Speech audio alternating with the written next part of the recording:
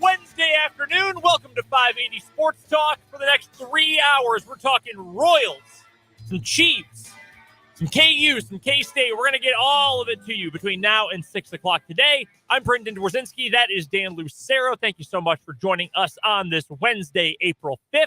So much to get to, and we would love for you to be a part of the program today. Hit us up on the text line. 785-272-9429 is the text line number. You can also jump into the comment section on YouTube. Our channel is called Sports on 580 WIBW. In fact, we've already got some action in the comment section today, Dan. Our pal Christopher says, go Orioles. Where's the O? Orioles? Orioles. Where's the O? That's pretty good. That's a good bit. Not great. 1-4 to start the year. 9 runs in one game, 5 runs in the other 4 is not how you want to distribute your offense. It's not especially encouraging in that regard, but there is some positive to get to. And in fact, maybe we were wrong about someone, or at least maybe we were wrong to be completely pessimistic about someone who we saw on the field yesterday. We'll talk about the one and only Kris Bubic. Folks, are you prepared to live in a world where Kris Bubic is good? Yeah, because you might want to prepare yourself to live in a world where Kris Bubic is good. I've been dying for having multiple competent pitchers at the same time for the Royals for quite some time now. So yes, I am ready. I am jacked for Kris Bubic to maybe be good. I would take competent. I would really take competent at this point for really anyone. But I think most people would probably take competent, but we gotta look at good. Like, we got an outside shot at good here, and we will explain why this is now a corner of the world that is optimistic about a Kris Bubic renaissance. So we will talk about Kris Bubic and the Royals plenty coming up here in just a matter of moments. Also this hour, we'll play One Gotta Go, as we do every Wednesday, near the bottom of the 3 o'clock hour. And we're going to hear from Bill Self, the old ball coach in Lawrence. Had his first press conference since before the Big 12 tournament. Today, unequivocally said, I am not going anywhere. I am coaching at the University of Kansas this year, and I plan to for many years to come. And he said he doesn't even see the end of his career, said he doesn't see that train coming down the track. Very encouraging. We'll talk about some of what he said. A lot of it was about his health, how he's feeling, how he's doing, what it was like to not be able to coach during the NCAA tournament and the Big 12 tournament, but also a little bit about what KU is looking for in the portal as well. So we'll get to that coming up later on this hour. We'll talk some K-State, of course, in the bottom of the 4 o'clock hour. For our Wildcat wrap-up, brought to you by Azura Credit Union, Tim Fitzgerald is going to stop by for our weekly chat. We will also get to today's What Is Wrong With You. I've got a question about the AFC East. It's already dominant, or the AFC West, excuse me. It's already being dominated by the Kansas City Chiefs. Has been for nearly a decade at this point. Is there a chance it is going to get even less competitive going forward? I think there were some moves made this offseason, and some people at The Athletic, or some people around the league that The Athletic spoke to, feel the same way. That might indicate the gap between the Chiefs and everyone else in the division might be getting bigger. We'll talk about that later on in the show. And Dan is very excited because, folks, we are going to make our Masters picks today. Coming up, 5 o'clock hour, the most famous golf tournament in the world, coming up, and the most celebrated golf tournament in the world, or at least in the U.S., is going to take place starting tomorrow. We've got some picks we're going to be making for you. Hope you like azaleas and $1.50 pimento and cheese sandwiches, baby. We're talking Masters. Do you like pimento cheese? I've never had a pimento and cheese sandwich. You're going to Florida this year. I don't know if they would serve it in Florida. I think they probably would. They might. I'm sure there's somewhere in the state of Florida where you can get pimento cheese. Georgia, obviously, in Augusta. I've had it in South Carolina before. You can buy jars of it in some grocery stores. Huh. Yeah. It's jars of cheese. It's a little weird, but it's a Southern delicacy. My wife really likes pimento cheese. Look, I am into trying whatever food is the local fare. I'm all about trying that, even if I think I might not like it, because I'm willing to be surprised. I have a mature adult palate. I don't need to put ranch on my Hungarian food. But yeah, I never had the pimento cheese. Well, you can feel like you're going to Augusta and try some this summer when you're in Florida. I'll have to do that. So we'll get to our Masters picks later on in the show as well. And again, we would love for you to let us know your thoughts about the Kansas City Royals, the Kansas City Chiefs, KU, K-State, whatever we're talking about today. on the text line 785-272-9429 or in the comment section on YouTube. We've got a comment here from Mark that says, it's one game for Bubic, but I'm optimistic. Yesterday, the Royals lost. Chris Bubic pitched. The Royals lost. They scored 1 run. Yeah, not much too many starting pitchers anywhere ever are going to be able to do about a game where you only get 1 run of support. No, it's not a place you want to be. And we've already touched on the offense and their woes so far. It was an impressive run. The longest home run of Franmil Reyes' career. You could have chopped it up into about 20 singles. It was a tank. And also, you want a positive for the Royals? Bobby Witt made an awesome catch on the first or second pitch of the game. It was a sick catch. Yeah, it was sick. That was about it for the position players for the Royals yesterday. Not a whole lot of good. But with a small sample size, and it is truly a small sample size, we are now through exactly 3.1% of the Major League Baseball season, 5 games. The starting pitching has been very solid. It's not perfect. It could be better. Obviously, you'd like to see your starters eat up a little more in terms of innings or walk in maybe a few too many batters. But overall, you look at the counting stats, your base level stats for this Royals starting rotation of Greinke, Lyles, Keller, Singer, and Bubic, 2.84 ERA. Little under 1.5 base runners an inning. Not a great number, but okay. Just about 7 strikeouts per 9, just under 7 strikeouts per 9, about 4 walks per 9 innings.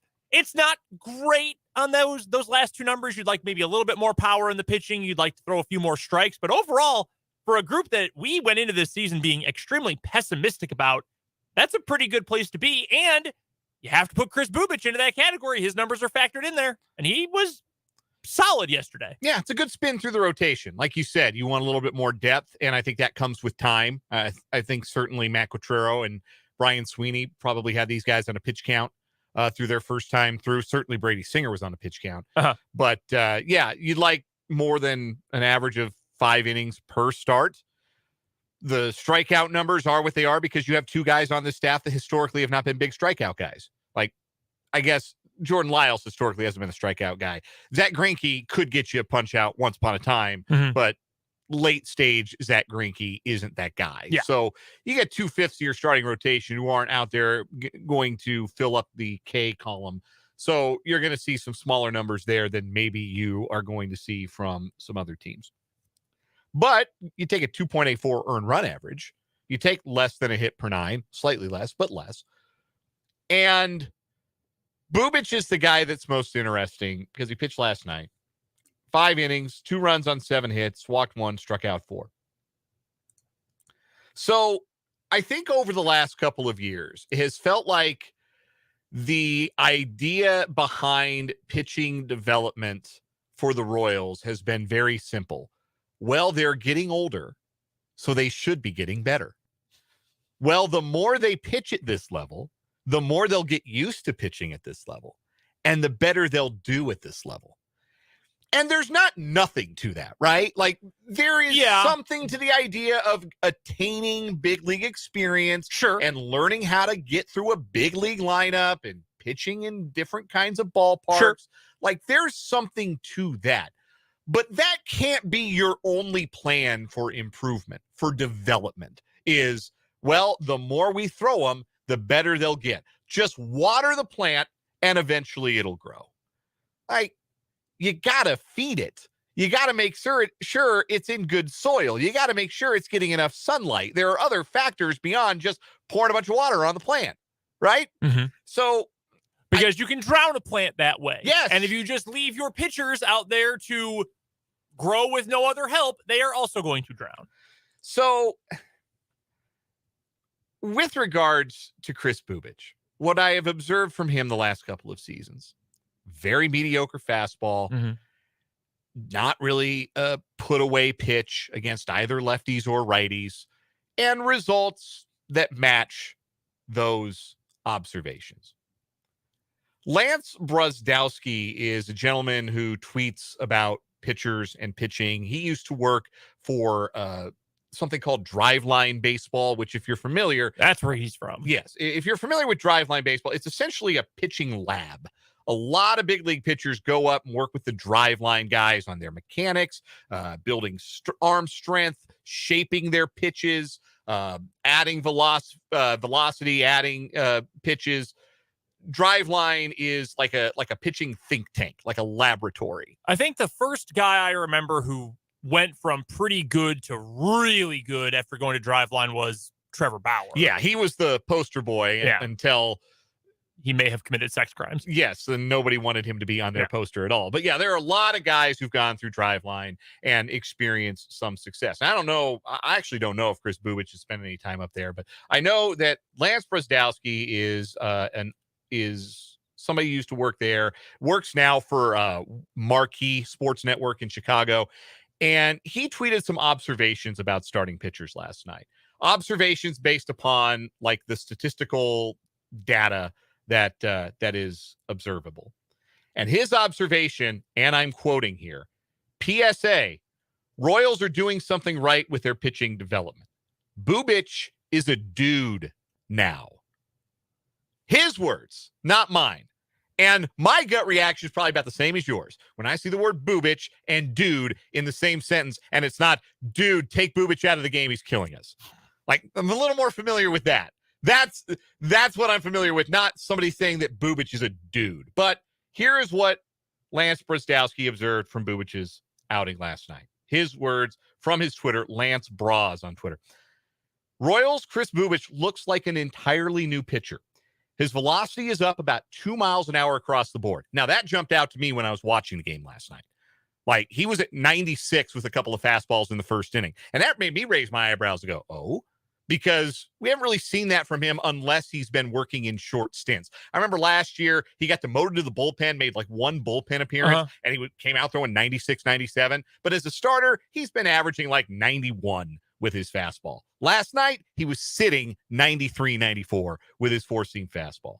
His extension is up 6 inches, and that's lowered his release height. So he's giving hitters a bit of a different look from the left side. His four-seam fastball has lost some arm side movement, but there is a statistic out there, and it's proprietary. Eno Saris of The Athletic refers to a stat a lot called Stuff Plus. And Eno Saris is a sabermetrically inclined writer. You can read his stuff in The Athletic.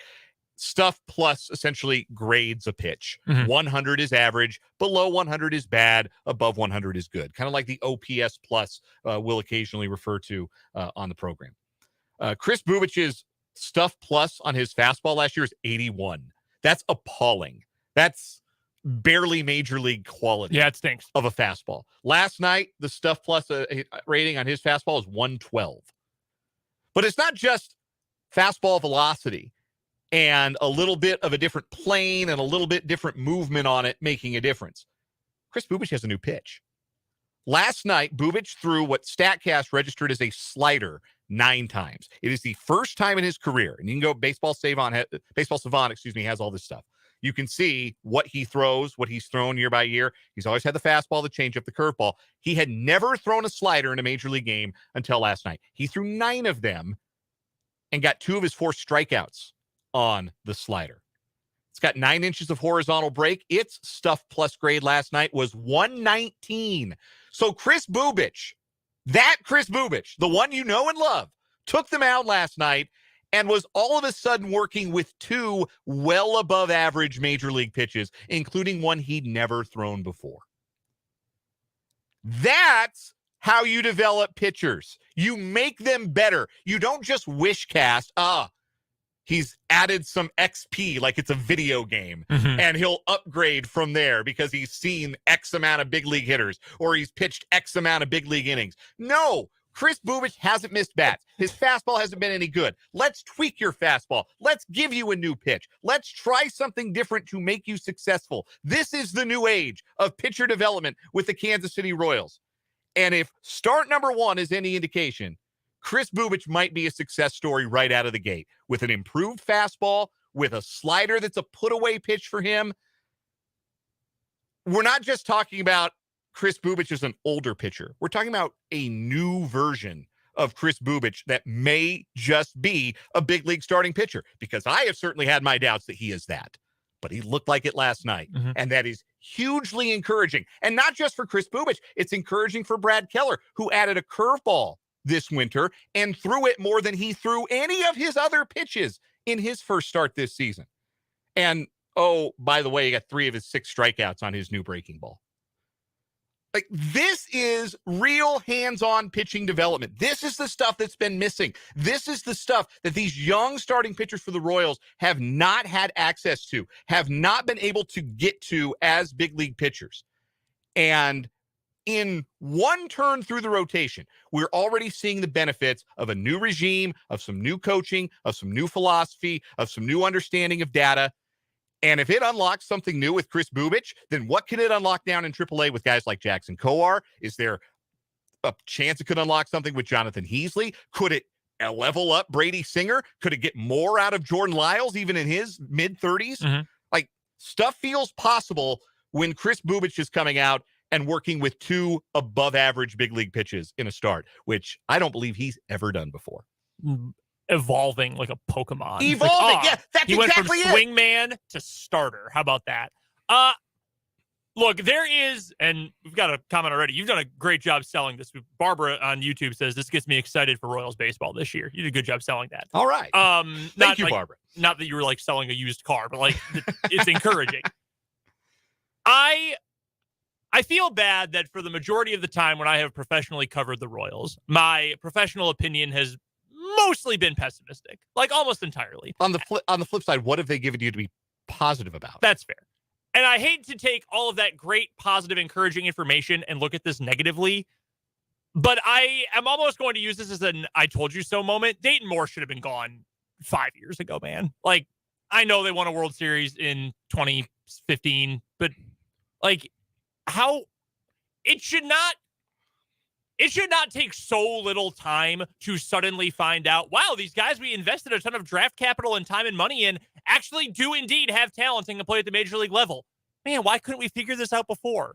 Like, that's incredibly frustrating to me. Like, how did you not at some point say, maybe this system that we've used for years isn't working because we spent all this time and money and energy on these players and nothing changed? Bubich never has figured it out. Jackson Kowar has essentially been damaged goods since the first appearance he made in the major leagues. Brady Singer has developed more than these other guys, but what is it going to take to him to get to be a front of the rotation starter like we drafted him to be? What's wrong here? You're wrong. You are the problem. Yes. You, front office development team, you are the issue. Cal Eldred. Yes. This is not the time to go on a rant about good old boys clubs, but my point is, it is frustrating to know this is in there. I remember when Bubich first came up, because if you remember, of that 2018 group, the first 2 guys to make it to the majors in the COVID season were Brady Singer and Chris Bubich. Mm-hmm. He was the first one up. And he made every turn in the rotation that year. Yes, he did. And it was encouraging that, hey, there might be something here. We were excited about it. There was, there were some ups and downs, but you thought, okay, there's something here. And it just never got better. And if you're not getting better as a pitcher, at least in my belief, you're getting worse because you know what other teams have on you? They've got the tape. They've got the knowledge. They know what is coming. If you're not making improvements or you're not already dominant, other teams are catching up to you faster than you are pulling away from them. That put the development of guys like Bubich or Kowar or even a Lynch or whoever else puts them behind the 8 ball. So that, to me, is frustrating, and I know that's not what we want to hear because we're talking about the good for the Royals, but right. Dayton Moore just drove me nuts. If you can, that's just it though. If you can observe this, we're 1 start in with Chris Bubich, and already observably, the fastball played up, the slider is potentially a difference maker, particularly against left-handed hitters. I'm not sitting here saying go buy stock in Chris Bubich for Cy Young or to win 300 games. Like we pump the brakes on the hype train a little bit, but this is observable improvement 1 start in a way that we really haven't had over the last couple of years with Chris Bubich. His rookie year in the COVID season as a 22-year-old, as a top 100 prospect in baseball, there were certainly some encouraging signs. The returns have diminished greatly. Yes. In 2021 and 2022. Something needed to change. And now there is a developmental staff and an organizational philosophy that allows for that change.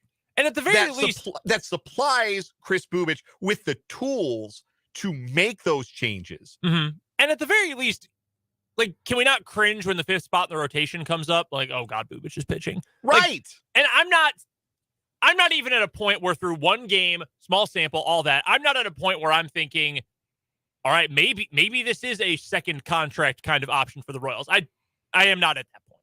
But I am at a point where I say, okay, if you, in such a short period of time since this staff and this new development team and this new front office took over, that you are seeing this wild of a swing from a guy who's been in the system for so long, who you drafted high because you did think he had potential.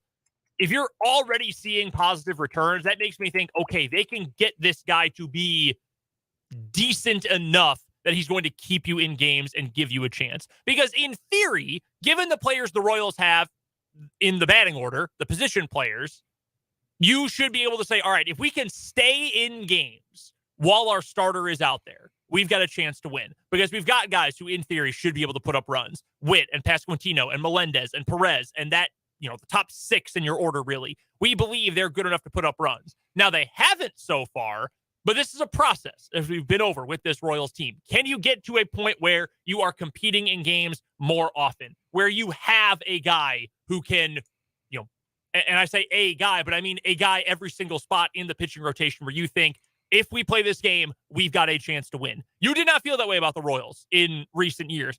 As recently as last year with Chris Bubich. Oh, he's starting. Okay, well, I guess the game is going to take 3.5 hours because they're going to make 7 pitching changes and the Royals are going to lose. You don't feel that way, or didn't feel that way during yesterday's game, and hopefully that's going to be the same going forward for this team as well. We're going to talk about Game 3 of Royals versus Blue Jays coming up a little bit later on today. Hopefully the Royals can pick up their second win of the year. Right now, we need to get to our first commercial break. We'll hear from Bill Self later on, and we'll play some One Gotta Go next here on 580 Sports Talk.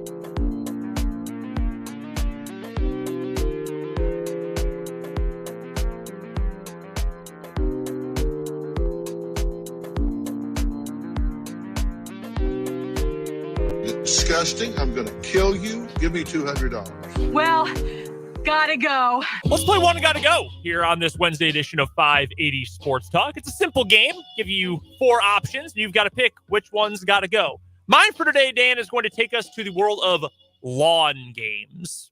I'm going to give you 4 options here. One's gotta go. Okay. You can call it whatever you want, bocce ball or lawn bowling or pétanque if you were French. You've played the game, you know. Sure. Bags / cornhole, Mm-hmm.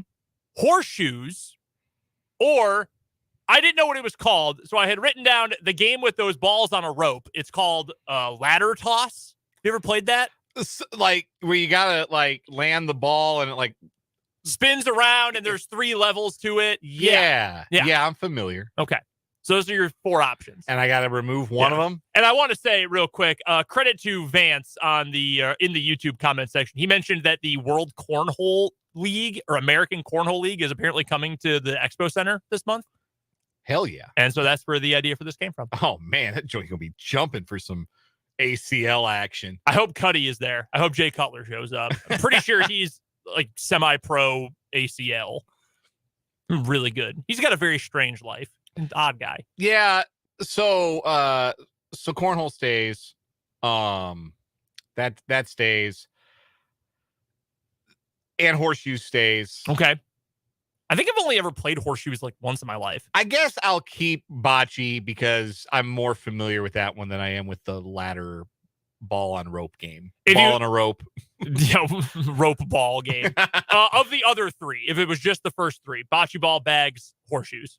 If one of those had to go, probably horseshoes because it's bags and horseshoes basically the same. Yeah, I'm of a very similar mind. I hate that stupid rope ladder game. That one sucks. I hate it so much. That one's out in the trash. Not going to the Walmart sporting goods section and picking that one up. No, thank you. What about Can Jam? The frisbee game where you got to throw the frisbee through like the mail slot in the barrel. I've never played that. Can Jam? I think that's what it's called. I've never heard of that game. Google.com that. I'm worried about what's going to pop up. Okay. All right. Yeah, I've seen this. I've seen people on the beach playing this game. Yeah. Can with a K. Well, this is very 90s. Okay. Yeah, I've seen this game. I've never played it, though. Have you ever played Spike Ball? No. Yeah, they put that on TV sometimes. Yeah, like the college spike ball championship. Yeah, Florida Gulf Coast, really good at that. Yeah, that one's fun. I enjoy that game a lot. It's weirdly expensive for a very simple game. It's like $80. No, thank you. All right. For mine today, instead of one gotta go, this is one get to go of 4 major sporting events outside of the major 4 American sports. And you get to choose one of these to attend. The Masters, which is this week, the Indy 500, the Kentucky Derby, and the Daytona 500. Pick one to go to. Pick one to go to. All right. This is tough. I'm out of the Masters. I'm not going to the Masters. Okay. I will pass my tickets off to you and Jake. You guys can go in my place. How kind? This one's tough. I feel like the Indy 500 would be fun. I think the Daytona 500 would be fun. Those crowds would be awesome. Great events. There's sort of a piece of Americana that both of them are too. That is, I think, hard to replicate in other places, even at other NASCAR races or IndyCar races. Mm-hmm. I love the ponies, though, and I think I'm going to go with the Kentucky Derby, assuming that means I get to stay for the whole day. Like, I'm not just showing up for the Derby and leaving. 2 minutes and then going home. No. Okay, I get the whole day. It's the experience, yes. Okay, yes. Yeah, I'm taking the Derby then. I love the ponies. I really do. I have been known to occasionally watch America's Day at the Races on a Sunday when nothing's on TV. So, if there's one thing that the Indy 500 and the Kentucky Derby definitely have in common, based upon what I know from people who have been there, people I know who have been to those events. And I would imagine that the Daytona 500 is fairly similar. I don't know what the atmosphere is like there's a much larger pit area at Indianapolis Motor Speedway that fans have access to. I don't know if there's an equivalent to that at Daytona. I'm not as well versed in what goes on there, but I went to college in Indiana. I know people that went to the Indy 500 every year. Oh, yeah. And based on the stories they told me about that and the stories I've heard about the Kentucky Derby, and I would not be shocked if Daytona is similar in its own way. There's an element of bacchanalia to it, just a day-long party and just a mass of people, a lot of booze, a lot of skin, a lot of sun, all that whole thing. You know what I can take or leave? Bacchanalia. You know what I really like? $4 beer and a nice walk. Give me the Masters. Fair enough. It's much more my speed, much more my kind of people. I don't know that I'm going to find my kind of people in the infield at the Kentucky Derby. Yeah, okay, that's true. Like, in terms of fitting in, I feel like, oh, look, here are some billionaires. Here's Wes Welker popping Adderall. Like, I don't really know that I fit in with that crew. Wait, flip side, if even Wes Welker is rolling his face off at the Churchill Downs, maybe you just succumb. You get turned, yeah. Those big hats are fun. I like those big hats. Yeah, you wear a big hat. Yeah. Well, I probably wouldn't wear, like, I'd wear, like, a stovepipe hat or something. I don't know if I'm wearing, like, the big, the one women usually wear. Not that you can't wear it if you're a guy, but not really my style. I would rank these Masters, Indy, Daytona, Kentucky Derby. That's how I would rank them, 1 through 4, like preferred.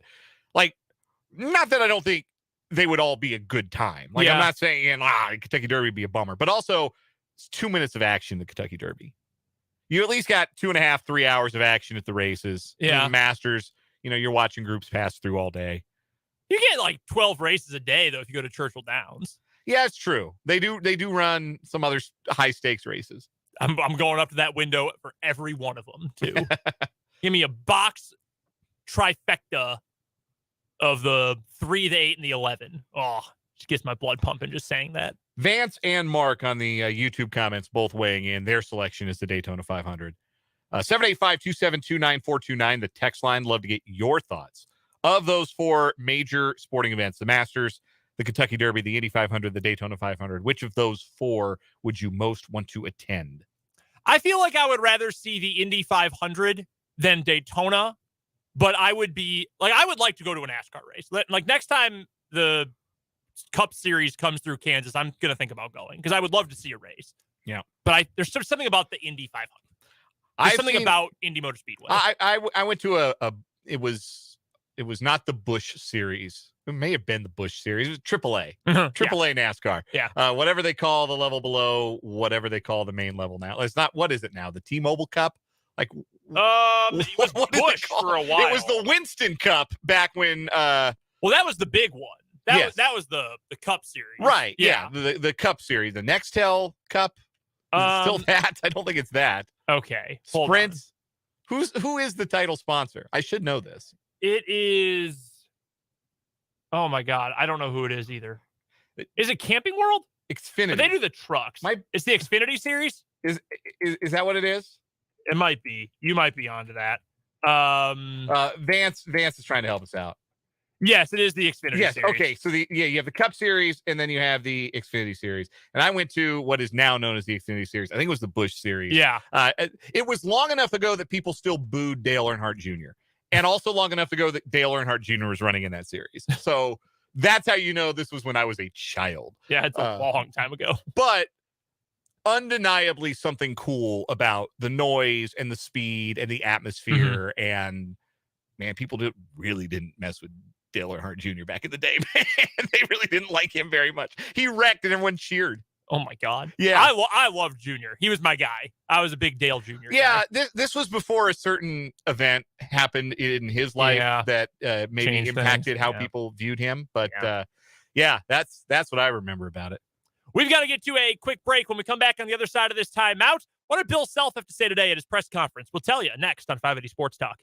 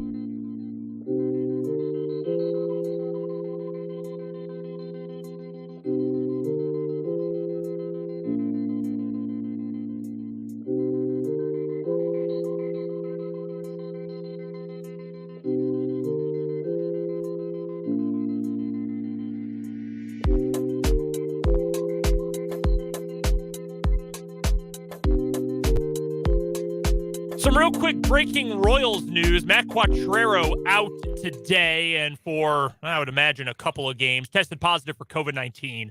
So he is out, and in his place, bench coach Paul Hoover, the vacuum, will be taking over. As he's well known. Yeah, everybody knows the vacuum, Paul Hoover. So that is a little update for the Royals game coming up tonight. Do want to get to Bill Self earlier today. Had his press conference. Some KU fans were freaking out. I hope everyone is feeling a little bit better. I don't know how you couldn't if you're a KU fan after what you heard today. Let's get right to the important part. He is feeling better. He said, I thought this was very funny. He said, if I wanted to go power lift today, I could go power lift. So they have said, you do not have any more physical restrictions. You're good to go. Now, he said he knows he has to eat better and he has to exercise more. And he said, you guys may or may not know this, but I'm not exactly the picture of eating the best and working out the most. And everyone thought it was funny. Ha ha.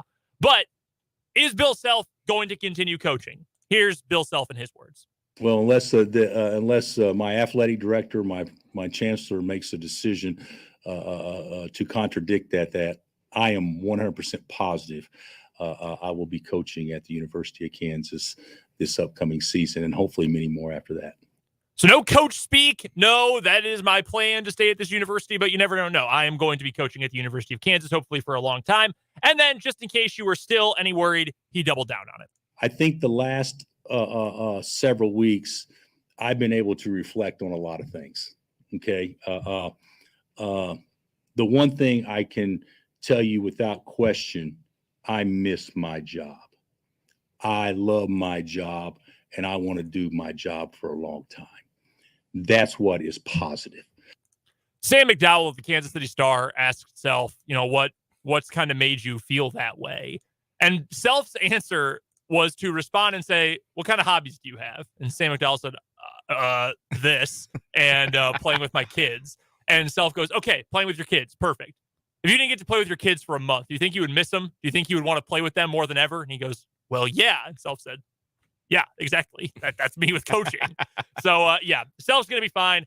Everyone can take a deep breath now. That is what we all wanted, as KU fans wanted. Self to be committed to coaching long term. I don't think there was ever really any reason to freak out about it, but you know how things take off like wildfire on social media. So Bill Self being back, that's what KU needed, that's what KU wanted, and that's what KU is going to get. So good spot to be in if you're KU. A couple other notes here. Let's get to a few things about his health itself and why he could not coach the Big 12 tournament, why he could not coach in the NCAA tournament. Here is Bill Self talking just a little bit about that. The Big 12 tournament was out. There was no way I was coaching the Big 12 tournament. Absolutely no way. I thought I would coach against West Virginia, and they laughed at me. And then I said, well, I'll coach the next game, and they laughed at me. And then they said, well, maybe you can coach in, 2 or 3 weeks. And I said, no, I got to be able to go in 5 days or whatever. And there was actually talk of me coaching in the first round game. But I was convinced. The doctor said there's a better chance if you coach in the first round game, there's a good chance you won't coach the second game. So they told me that there was a better chance you coach in the second game if you set out the first game. So I was with the team. I conducted practice. I actually did it with a microphone sitting on a chair. So I wasn't active in practice. But before the Arkansas game, the day before, there was still a concern of elevated heart rate. And even though you guys know I never get animated and I'm probably the most zen type coach there is in America, the risk of my blood pressure elevating was something that they saw as a potential major concern. So that was eliminated. We had to win the Arkansas game for me to coach in the West Regional. Sounds like my dad a little bit. Like when my dad has to go to the doctor and they tell me you need to chill out for a few days. Like, no, I got stuff to do. I got work to do. I got things to do around the house. Also, I will add, not that Bill Self is usually like grouchy, but this was as just generally upbeat, jovial. Almost. Yeah, like he's very gregarious usually, but this was as just like plainly happy as I've seen him in a long time. He says that he missed his job. It seems like he missed even the part of getting to sit down and rap with the media, which is not anybody's favorite part of that job. He even said that at the beginning. He sits down and said, I never really thought I would say this. Don't tell anyone, but I kind of missed being here with you guys. But that's probably one of those things you take for granted, right? Like, dang, I'd be talking basketball. I'd be, answering dumb questions from bloggers. I'd be like talking about how great KJ Adams played. Like, to miss that sucks. I get it. It's because it's part of it.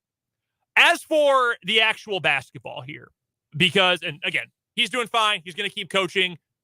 Love to hear it. Wonderful stuff. And no, Travis Goff nor Doug Girard is going to ask him to leave anytime soon. That is not going to happen. The actual basketball stuff, our pal Michael Swain from Fog.net, he asked Bill Self, so what are you actually looking for out of the portal? I think we need, obviously, we need some height on the perimeter that can shoot, hopefully playmaking, athleticism. We want guys that shoot 40% from three, 60% from two, and 90% from the line, and they're more athletic than everybody else, and they never turn it over. Okay, that's what we want. Okay, and then we need a big guy. We need a big guy to go out and get 20 and 10. So if we could get that done, then I think we're going to be in pretty good shape. But certainly, I feel like we're in on some good kids. Yeah. Coach did some jokes today. Yeah. But I do think, even though he was clearly joking with some of that stuff, that is very obvious. Like, yes, if you look at, if you're on social media and you see who KU is offering and who KU is in communication with in the portal, they are indeed looking for a rebounding and scoring big man. And I think everybody knows they need more athletes and they need to be able to shoot the ball better. Mm-hmm. So that's, I think, pretty obvious there. They're a better team next year if they can play KJ Adams more minutes at the 4 and then have him be the small ball center in, maybe crunch time, if that's how the matchup works out. Yeah, there's truly no doubt about that. And he did say, too, because it was asked, he said he took some time when he'd wake up and then have breakfast and then go for a walk and then turn on the TV as he's been recovering. And he said, I can't do that. And then he said, I've been living in the portal. Like, he is about as, I think I'm wrapped up in this. He is living, trying to find the guys who are going to come in, or, hearing about, hey, someone's going to enter, just and getting prepared for that. Eating Graham EK tape, watching so much Mountain West basketball, listening to an ungodly amount of FS1 broadcasts. But he did say, look, it's great that there's some roster churn. And at first you say, damn, that's kind of a burn of those guys who are leaving. And he said, look, I'm happy for the guys who, it didn't work out or they weren't going to have time. They get to go find something that's better for them. And he got legitimately giddy talking about Cam Martin. He said, Cam's going to Boise. That's great. That's awesome. He's going to make a big impact. He was super pumped about that. And, Bobby Pettiford's going to find a good program to go play for. Yes, Fuit might be back in the mid-majors, but he's going to find a good program to go play for. And he seemed to be excited that those guys will get to play. He also made a comment about Kyle Cuff. He's like, yeah, we're still trying to figure out that situation, which is very clearly, we need you to get out. But that's a story for another day. But then he said that also gives us a chance now with more open scholarships to find what we need and to add athleticism, to add shooting. And I think a lot of fans, despite maybe some social media reaction that, oh my God, we're losing all these players. Guys, these players didn't play. Like, they weren't on the field. We talked about that with Michael yesterday. They're not on the court. And when they were, Joe Yesufu was as erratic as any player I've ever seen. It's okay to move on from guys if they're not helping, because maybe you can find those guys then who can help you. One player I do want to get to, though. Jalen Wilson announced today he's going to the NBA draft. We all knew that. Grady Dick announced the other day on his Instagram he's going to the draft. In fact, he announced it on ESPN, I believe it was. Kevin McCullough has not made an announcement yet. He went through senior day. The expectation is he's leaving, and it seems that Bill Self also believes the expectation is that he's leaving. But I want you to hear what he says about Kevin McCullough and what he has talked to him and his family about, as well as the decision he has to make. Take a listen. I think there's no question that Kevin McCullough could help himself by staying. I think in his mind, he was a 5-year guy. For him to come back and it's his 6th year. So, and I've talked with Kev. He knows. I've talked to his mother and father. They know. I've talked to people close in his camp. They know. And Kevin will make the decision when the time's right, but he's certainly going to go through the process and see what they say. The other thing is, two-way guys do pretty good. They do really well. They don't do well compared to an NBA guaranteed salary, but they do really well compared to going from a collegian to actually making some money. And so, last year he had 2 or 3 opportunities that were guaranteed to him to be a two-way guy. So there'll be other opportunities, but he'll get into camp. He'll get drafted. There'll be a lot of things that are out there for him that he's just got to investigate for himself. So when he talked about Grady Dick, Bill Self said he knew it was time. It was the right time. He's ready to go. And he said, I didn't think he'd be a one and done until we played Duke. And then I knew he could be a one and done. Said that deal was done a long time ago. Said this is the right time for him. For Jalen Wilson, he said, hey, it wasn't always the right time. He's gone through the process before. Now is the right time. He scored 20 points a game, was a consensus All-American. It's his time to go. You just heard that clip talking about Kevin McCullough. Said, hey, he wants to go make some money, be a two-way guy. He, coming back for his 6th year is a long time in college basketball. He's going to figure that stuff out. We did not hear him at all say in there outright, it is his time when he needs to leave. And he's always stood up for his guys in that regard. Yeah, that sounds more like we would love to have him back. And we have maybe put in his ear that it would behoove him to come back. But we also understand that he may not. Yeah, and look, 6 years, if you want to be a pro, 6 years in college basketball is a really long time. Yeah. And I would say it's 5% chance he comes back, maybe even less. But I'm almost a little mad that he brought this up and he was asked about this. That he gave you some hope. Now I'm thinking, what if? You had one shooter at the 2, Harris back, McCullough back, KJ, maybe Hunter Dickinson at the 5, and we're buying tickets to Phoenix.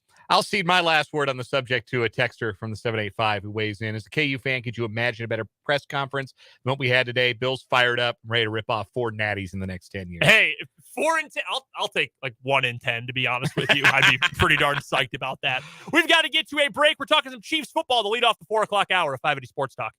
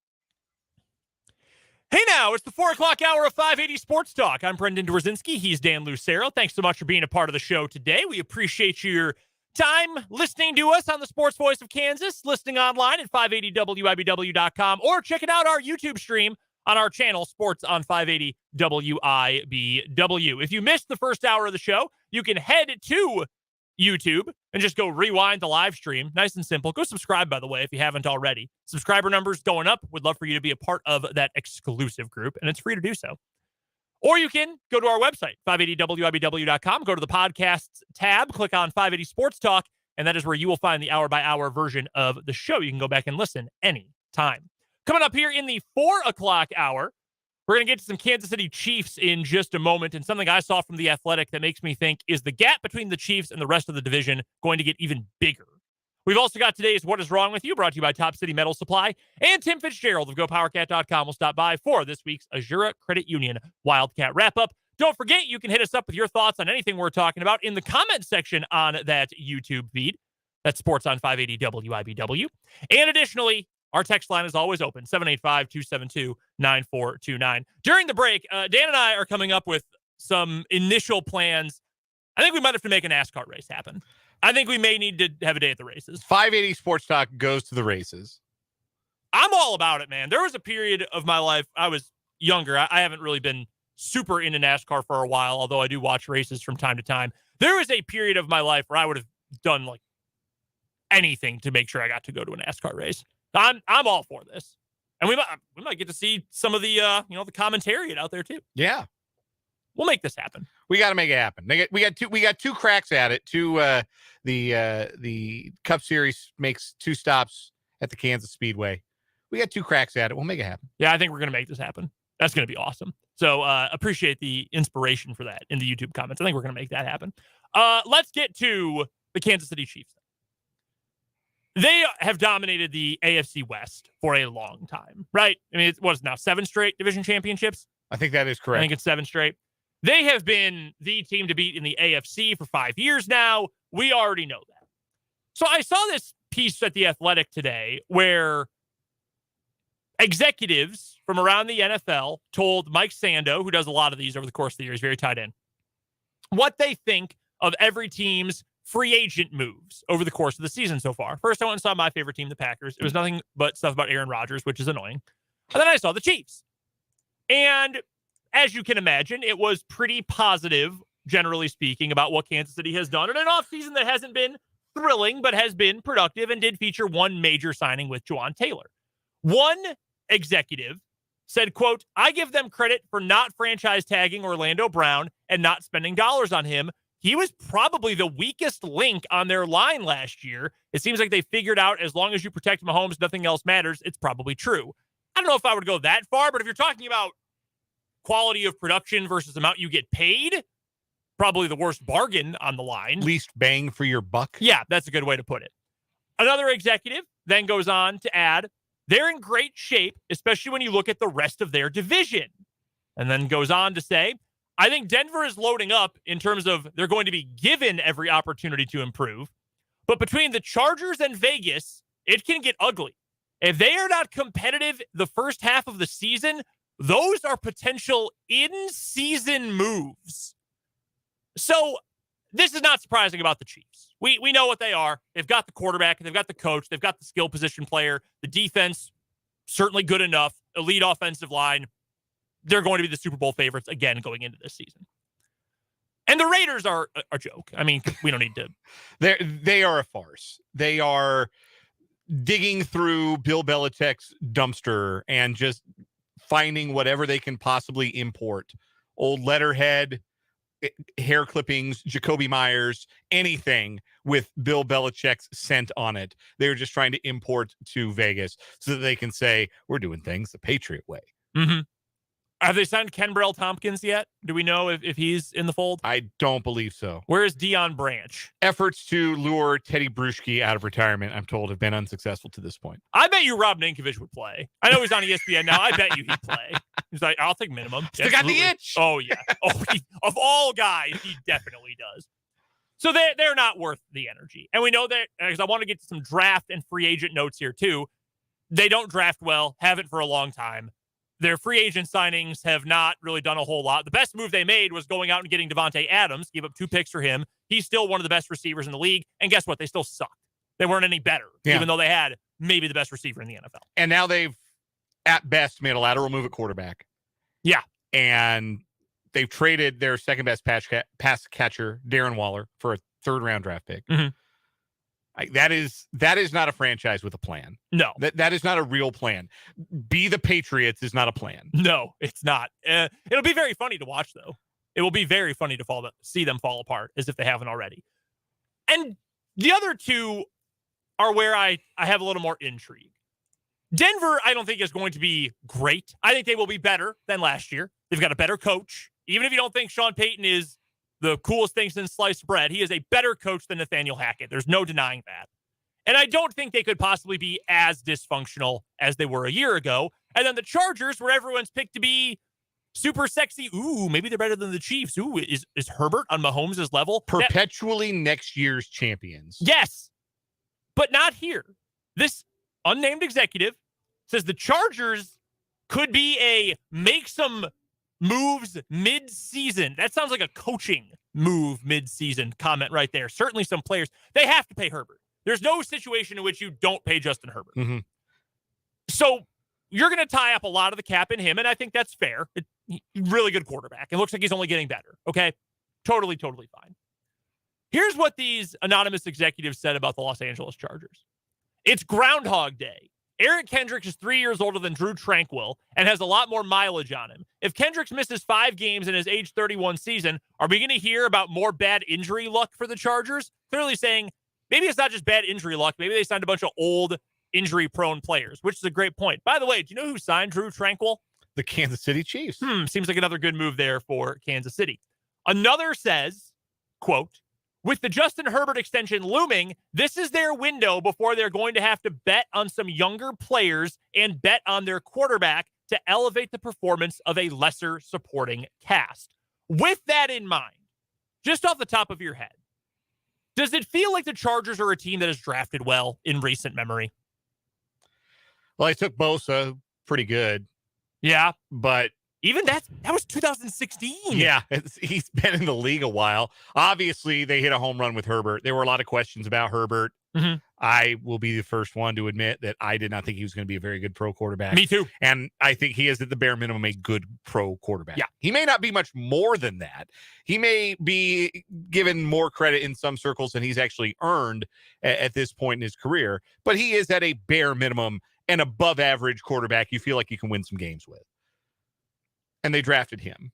Outside of that, yeah, it actually feels like you could point to more guys that they took and didn't get a lot from than guys that they drafted and have been really like above average, consistent contributors. So if you take out the class that just finished their first year, because 1 year I don't think is enough to make a statement. The 2021 class, they took Rashawn Slater 13th overall. That's a hit, but he missed the whole season, or almost the entire season because he got hurt. Asante Samuel Jr. looks like a good player. That was a good pick in the second round. And then Josh Palmer, wide receiver, 2 years, 105 catches, just over 1,100 yards, 7 touchdowns. He's like a third receiver, maybe. That's fine. That's an okay pick. You can live with that. You can live with that draft class. After that, nothing. Trey McKitty, Chris Rumpf, great name for defensive end, by the way. Just a bunch of nobodies in the late rounds. 2020, the year they took Herbert. Okay, good pick there. They had a second first-round pick that year. Kenneth Murray, stud at Oklahoma. Total dud in the NFL. He has not been a good NFL player. No. It's been tough. And then their next 4 picks were all on day 3. None of them are anything more than fringe NFL players. Like running back Joshua Kelly. No, that's nothing. That's just a body. Yeah. 2019's the draft where you feel like, this was gross. This was a bad draft. Jerry Tillery, defensive tackle, not a good player. He is not a good NFL player. I think he's with the Raiders now, maybe. I think that's right. Second round pick, they took Nasir Adderley. He just retired. He was like, I've been hurt. I don't love it. I'm done. That's a second round pick gone before they hit season number 5 in their career. Trey Pipkins, third round pick, one of the worst offensive linemen in the NFL. He is awful. And somehow isn't even the worst offensive lineman on their team. No. Because they had Storm Norton the last couple years. They started him 14 games this last season. It was the first time he's been a primary starter in the league, and it was basically because they had no choice. Yeah. Their next 2 picks, Drew Tranquil in the 4th round, who was so good in his contract year, the Chargers said, "Now we're not going to keep him." And they let him walk, which was bizarre. And then Easton Stick, a 5th round career backup quarterback he's one of those guys that's essentially a coach with a helmet. That's essentially what he does. Mm-hmm. And then their 6th and 7th round picks in 2019 are no longer in the NFL. That's what you've got since 2019 for the Chargers. Do you trust that team to be able to draft consistent, good young talent to put around a $40 million plus a year quarterback? No, absolutely not. Even 2018, the good players they drafted in 2018 all broke out with other teams. Like, okay, they got Derwin James in the 1st round. He's hurt all the time. He is hurt all the time. Great player when he's healthy, though. Uchenna Nwosu broke out last year, had a breakout season in a different uniform in Seattle. Kaiser White, bit of a breakout last year in a different uniform with Philadelphia. Yeah, do you trust that team? And that's why I found this quote so interesting. But if you look at the actual data and information, why would you trust the Chargers anyway? And we know that in this part of the country. But after all this talk about how they're the sexy team, they're on the come up and all this, once they pay Herbert, do you trust that they're going to have the right guys around him? I don't think they have the right guys around him now, and they can afford to put the guys there. Keenan Allen's a nice player. Keenan Allen's not changing anything for you. Like, Keenan Allen would be an awesome number 2. He's not a good enough number 1 to win. It is what it is. Same with Mike Williams, who's also hurt all the time. Mm-hmm. Like, I was surprised to see this originally, but I get it. I completely understand where this is coming from. They're always beat up, and they're not well coached, and they always underachieve. And every year people talk themselves into them being the team to dethrone the Chiefs and make a run in the AFC. It happens every year. You can set your watch to it. It'll happen again this summer. Yep. Absolutely will. You'll hear about how, as long as you have we hear with the Chiefs, as long as they have the quarterback, who cares? But the Chiefs also have an all-time great coach and plenty of other good players. The Chargers don't. We've also failed to mention that their running back doesn't want to play for the team anymore. And admitted that not getting a new contract offer was, quote, a punch in the face. Is that really what you want from your second best offensive player? Yeah, things seem like they're going great. Right. Not a great spot to be in if you are the Los Angeles Chargers. Then you've got the Denver Broncos, who, again, I will say, I think are going to be better in the coming year than they were last year. They can't be worse. They hired... Certainly not more dysfunctional. No, they hired one of the worst head coaches in the history of the National Football League, and they've replaced him with a Super Bowl winning coach. At the bare minimum, there is improvement expected over replacement level in the headset, like with the headset on. Mm-hmm. That's not nothing. That will result in improvement for the Broncos. They're not going to be 5-12 again. Here is what the anonymous executives who spoke to The Athletic said about the Denver Broncos. One said, quote, "They are doing a lot of what the Saints do," makes sense, "getting the biggest names in free agency, the top guys in the market, but not the top guys at their positions overall. Ben Powers, offensive lineman, is a good example. He's now the 10th highest paid guard in the league. Guards are not household names. I bet you I could easily name 10 guards better than Ben Powers right now. Like, they paid a lot of money for a guy who's a name relative to position, maybe not the best player. And that is exactly what the Saints have done for years. That's what they still do. They still pay names who maybe, juice isn't worth the squeeze. You know who's a great example of that? A former Kansas City Chief who they signed last year, who had the worst year of his career by far. Tyrann Mathieu sucked last year. And he's a great career, good dude, maybe a little too active with the Twitter fingers, but a very good career for Tyrann Mathieu. He was bad and made a lot of business decisions last year. Well, the Broncos signed a decent guard to a lot of money. They gave Mike McGlinchey a top 5 salary at his position, who was a very mediocre player in San Francisco. They gave Zach Allen top 10 defensive end money. Zach Allen is a nice player. Zach Allen is not a top 10 defensive end in the NFL. And here is a quote about that from a team executive. "We liked Zach and would have been interested in the $10 million range. Then we heard he had something north of $13 million. Then he signed for $15 million, and it is okay, that's crazy. Plus, he has durability issues, too. Those are the kind of players the Broncos are signing. The Broncos went into this offseason with a lot of salary cap room and a burning desire to improve. They've got the longest playoff drought now in the NFL, if I am not mistaken. Longer than the Lions? Yeah, I think. When did the Lions last make it? Because I know they came up one game short this year. The Lions last made they made it in 2016. Yeah. Yeah, and it was 15 for the Broncos. How about that? Yeah, the Broncos, they have the longest active playoff drought in the NFL. That's crazy. That is crazy. For a franchise that has won 3 Super Bowls and been to 7 Super Bowls and has the proud history that the Broncos have, that is not acceptable. And so I understand going into this offseason, just as I understand going into the last offseason, you have to have the attitude of this isn't okay. We have to get better. Mm-hmm.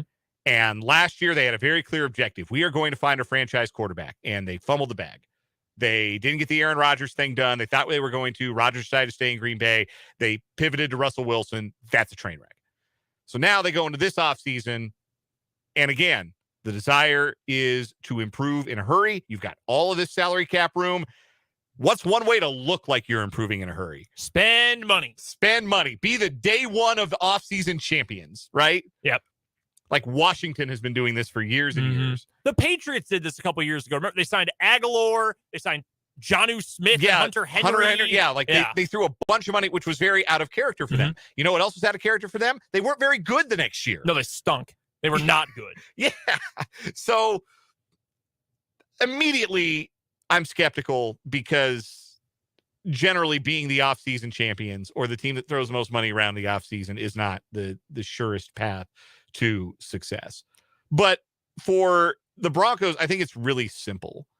I think that they are banking on Sean Payton being able to restore some of their investment in Russell Wilson. Because if that doesn't happen, then literally nothing else they do matters. If they don't get something out of Russell Wilson resembling above average quarterback play, then it doesn't matter what the hell kind of money they're giving Ben Powers or Mike McGlinchey. And that brings up the final point in this write-up about the Broncos, which I think is very interesting. We know the talk about running backs, right? That you dime a dozen, you can find a good running back for 80% less than you can get a great running back. So why spend at that position? Okay. So here's the final bit.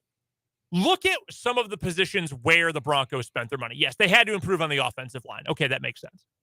They added a backup quarterback who at least one team really liked, in Jarrett Stidham.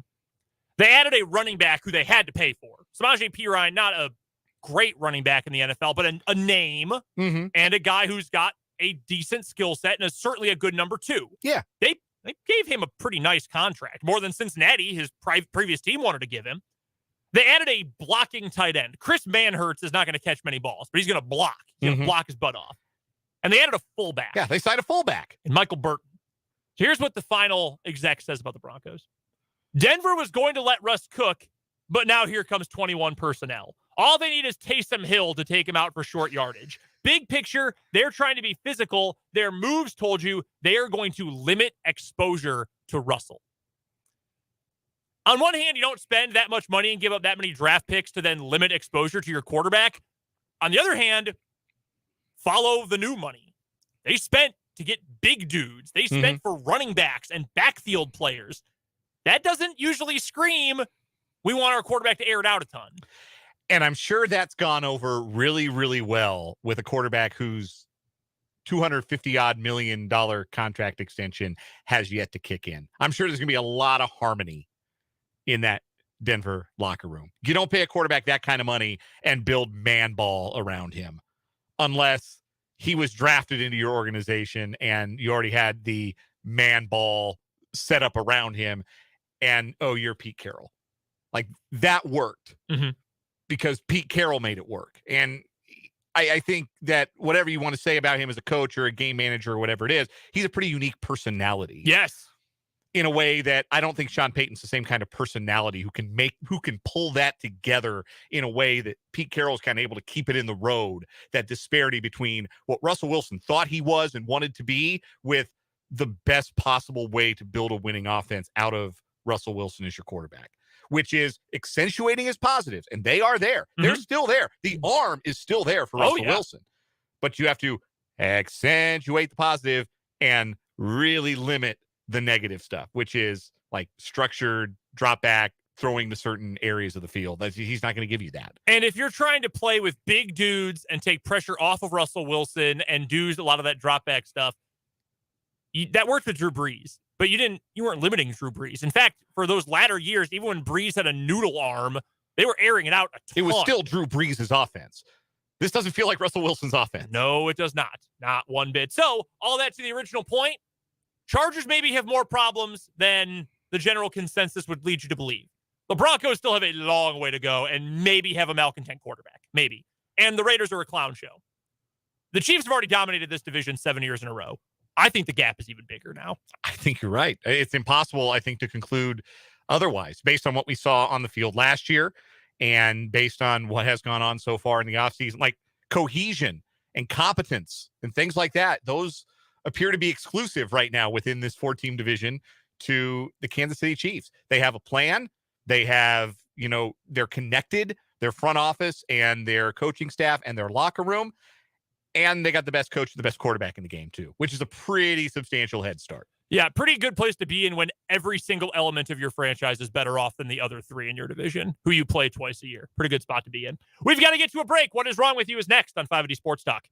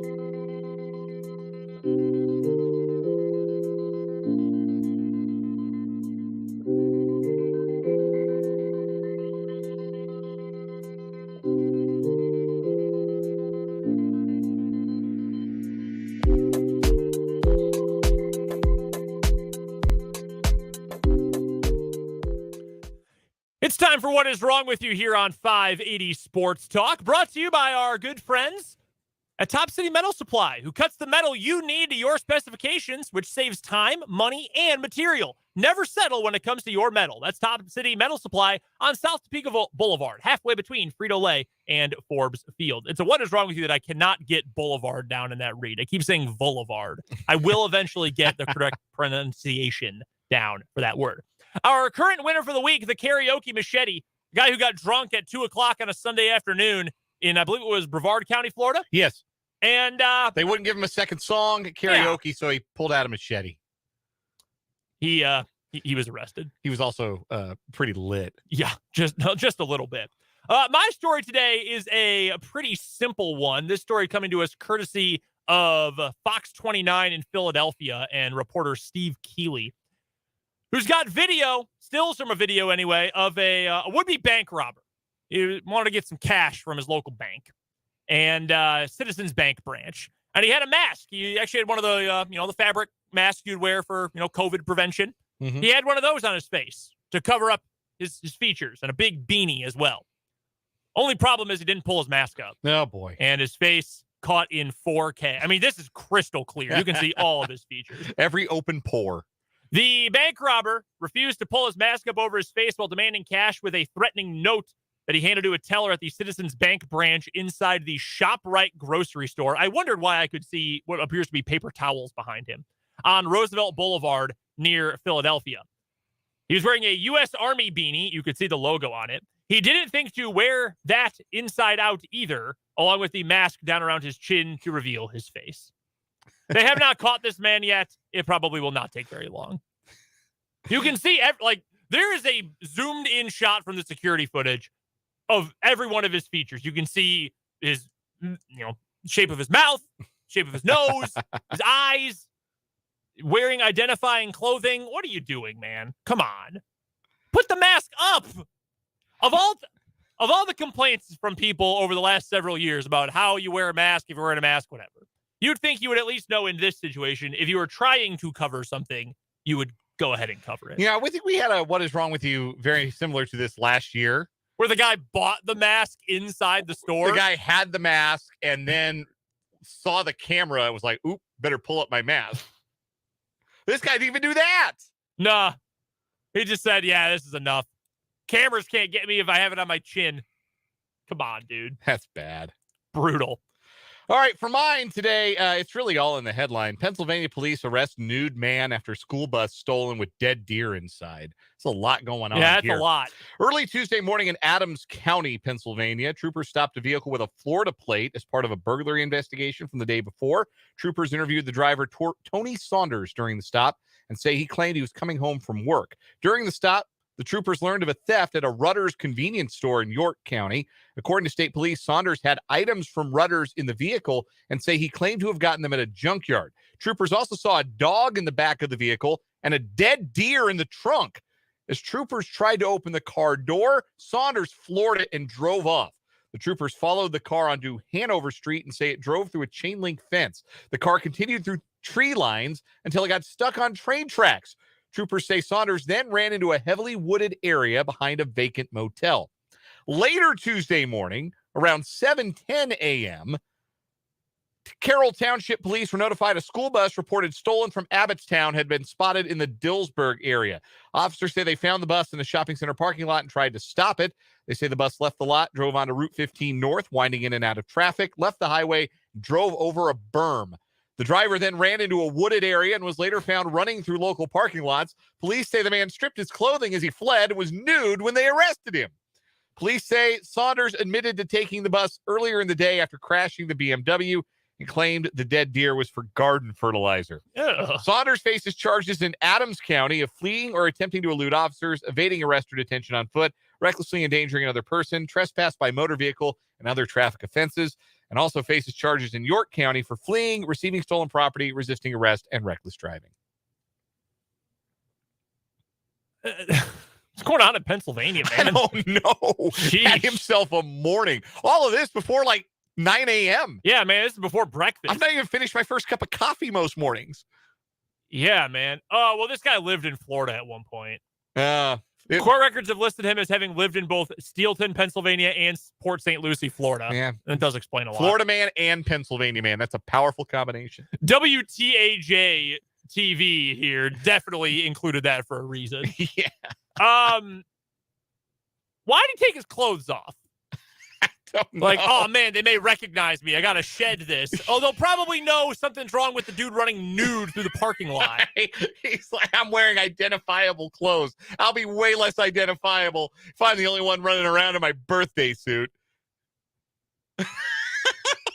You know, that's the straw that breaks the camel's back for me. I'm gonna pick this story. I was originally gonna go with the guy who held up a bank with his face showing. But this guy, I mean, there's already so much going on. And then of all the harebrained decisions, he decides, what if I did this nude? He's just taking off his clothes. That wins for me. Honestly, there's so much going on. I might just pick this to win the week. I think so too. It is. It's a lot. It's a buffet. Why were you nude? I just don't. If your idea is maybe this would be better naked, the answer is probably no. Okay? Probably no. That is our new winner for the week in What Is Wrong With You. As always, brought to you by Top City Metal Supply. Metal cut to order when you need it. That's Top City Metal Supply on South Topeka Boulevard, halfway between Frito-Lay and Forbes Field. Tim Fitzgerald is up next on 580 Sports Talk.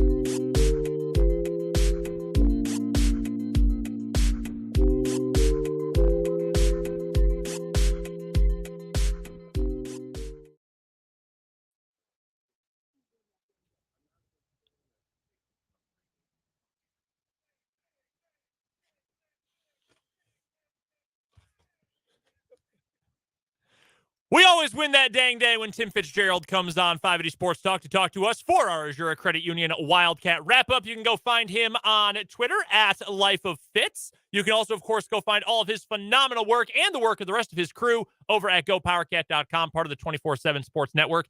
Fitz, did I see, I don't remember if I saw this on one of your Go PowerCat message boards or if I saw this on Twitter. Did I see that a new season of the Life of Fitz podcast is coming soon? You will, yeah. I just got to time it out. I found out that I will be in your town starting tomorrow for radiation treatments for the next 5 weeks straight. So I'm not sure when I'll start, but it's hard to commit to much of anything with my daily trips to Topeka involved. So if anyone needs anything from Topeka or delivered to Topeka, I'm your guy. There we go. Well, we are obviously, Fitz, thinking about you. Also, when you're in town sometime, hit us up. We'll go grab lunch.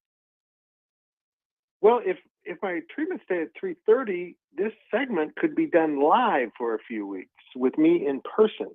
Hey, if you are feeling up to it, Fitz, you are always welcome. I've got a wide open chair and microphone right in front of me. If you are feeling good, you are always welcome in studio.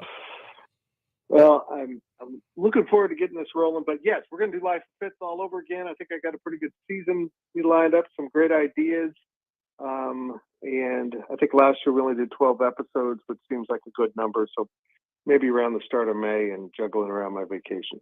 Well, that is absolutely fantastic. We can't wait for those new episodes to come out. We do have plenty of K-State to get to today. The portal in full swing. If you're a VIP member over at 24/7 Sports, you can go check out the basketball transfer portal thread. I know Fitz's Ryan Gilbert over at Go PowerCat is manning that thread and has all the updates for what K-State is looking for in the portal. And let's start right there, Fitz. We talked a little bit about last week what traits should K-State be looking for? Are there any big names that have popped up recently that it sounds like K-State may really have a good shot to go get? Well, yeah, I mean, you've got players from places like Oral Roberts and North Texas and Hofstra, and those are all viable candidates. But one of the things I've enjoyed about covering Jerome Tang is he'll tell you what you want to know. He doesn't play games. I mean, he laid out the Ish Massoud transfer and that whole conversation, but he's also told us he's looking for, they've got room for 3 transfers. He wants a big man that can run the court and he doesn't want to be platooning in and out like he had to do with Ish, quite honestly, at times this year. And he wants 2 guards, and he put this on it. He said, I want 2 guards that have played about 90 games of college basketball. So that tells me he's looking for, 2 guards to come in and play their final year at Kansas State. Maybe one of them would have a COVID year available where he could have 2 more, but that's what he's looking for. He wants a lot of experience. He wants a true point guard that can teach the young guys. He wants another kind of combo guard. He's not caught up in size. He looked at Keontae at 6'6" as a guard more than a forward. So that's really what he's trying to, replicate and find scoring from those 2 guys. All the guys I mentioned, the schools are from, fit that. But he also went on to said there will be another wave of guys coming into the portal, and we expect a number of them to come in on the last day. Now, that doesn't sound like conjecture to me after covering him for a year. That indicates to me he knows specifically some players they suspect will be in the portal. Not in a general sense, but they know what players. So I think he's kind of slowed down the process to say we're not in a hurry. This isn't a race. There'll be plenty of good players, and he knows it quite well because he proved it true to everyone in K-State Nation last year by, adding pieces right up until August that turned out to really work for K-State.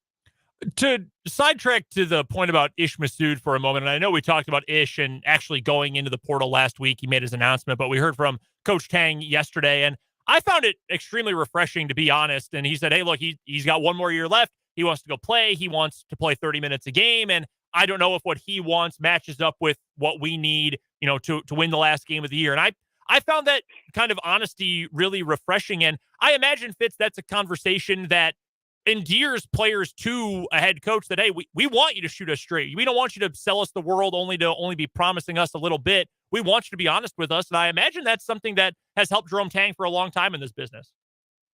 Yeah, I agree. I mean, it was, he just laid it out. And I knew that's what was going on. They needed someone that, if you're going to slide up to play the 5, you can be more physical.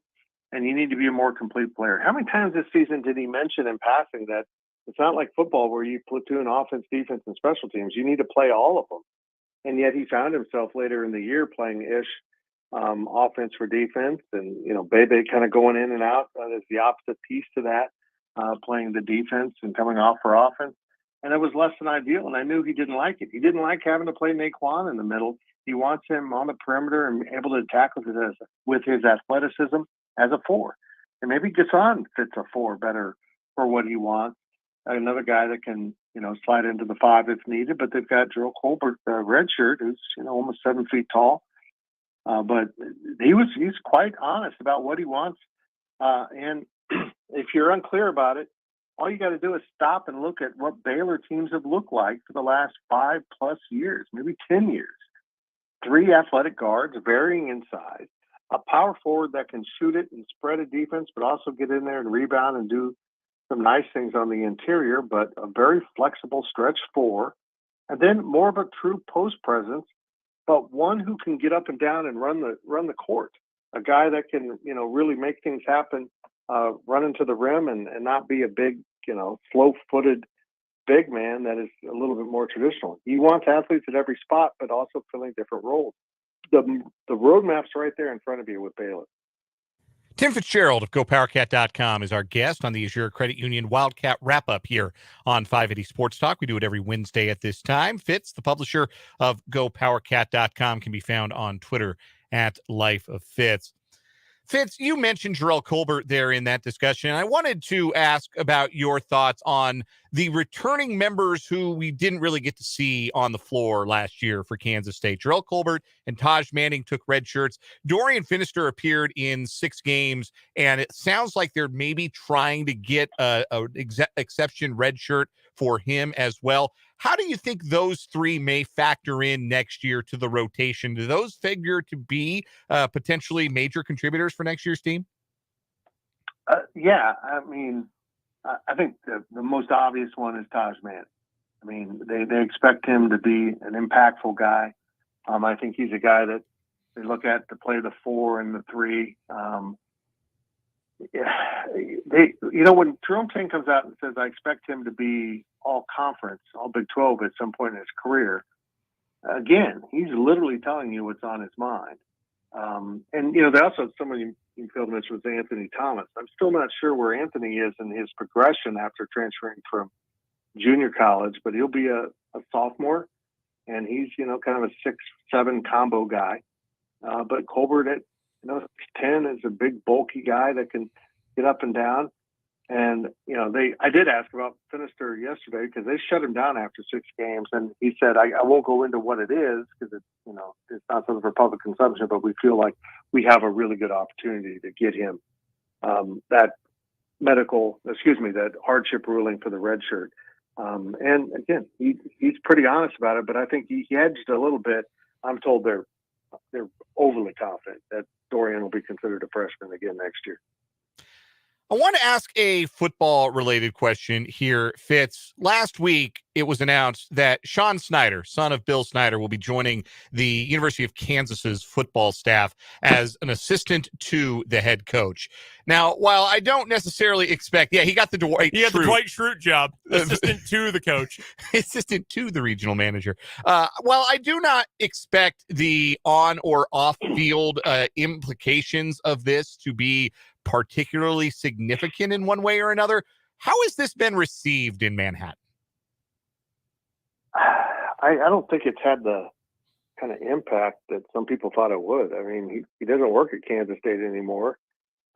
He hasn't for a few years, and he left, and I don't think anyone blames him for taking another job. They just think I think the perception is there was an effort to put the thumb in the eye, and it didn't work. I mean, there's like, okay, he's a great kicker, punter, and snapper coach. Brilliant. But he doesn't coach overall special teams. He never did that at Kansas State. Other people handled the return game, and Sean might have made the calls on game day which direction to go, but all the coaching was done by guys like Danny Dimmel handling blocking schemes and Andre Coleman actually coaching the returners. but he is excellent at the behind-the-scenes stuff, the things he did for his father, taking responsibilities of the head coach off his plate and taking care of them. And I think that's a good hire from that standpoint. But I'll be very blunt here. If his effort has been to become a head coach, leaving a coaching position for a non-coaching position is not the way to do it. So I now think that he's further from being a head coach than he was before, and I don't quite understand the path being taken if the effort really is to become a head coach. Just a couple more minutes with Tim Fitzgerald, publisher of GoPowerCat.com, joining us here on 580 Sports Talk for the Azure Credit Union Wildcat Wrap-Up. Go find Fitz on Twitter at Life of Fitz, and of course, head to GoPowerCat for all the best coverage of all things K-State. And if you're not a member of the 24/7 Sports VIP level, it is absolutely worth the cost. They're on sales all the time, too.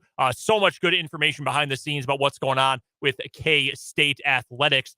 Back to the basketball side, Fitz. I don't know if you've seen already, but John Rothstein reported a little bit earlier this afternoon that we know the matchups for the Big 12, Big East battle this year. K-State versus Villanova in Manhattan. That feels like a better matchup than K-State has gotten in a lot of these cross-conference matchups in recent years. How did I miss that? Yeah, that's incredible. That's amazing. To get them in Manhattan, too, is pretty awesome. A little Wildcat on Wildcat action there. Yeah. And honestly, they haven't been as publicly noted as Gonzaga, but another school that the commissioner's looking at for a basketball-only expansion if he decides to split basketball rights out from football rights and do two different contracts, which I think is a smart move. That's a great get for Kansas State. I mean, that is the power of not just having a successful season, but having a coach that people connect with. I mean, people just love Drew Tang. They like watching him. And I think that's a big part of it. We saw that happen. These type of things happen with Frank Martin too. I mean, it just makes for good TV, and that's an exciting opportunity for Kansas State basketball. Yeah, the other matchups, Fitz. So K-State gets to host Villanova. The last two national champs will meet at Allen Fieldhouse, UConn, Kansas. We got the Shaka Bowl. Marquette's going to take on Texas. Xavier at Houston. West Virginia versus St. John's. Huggy versus Rick Pitino. That's going to be full of fireworks, I'm sure. This is one of the best cross-conference matchups I've seen for any of these kind of things. You know, Big 10 ACC, the Big 12 SEC, thank God that's gone. This is one of the best, top-of-the-card matchups I've seen in a while. I need to look at that. Who got left out?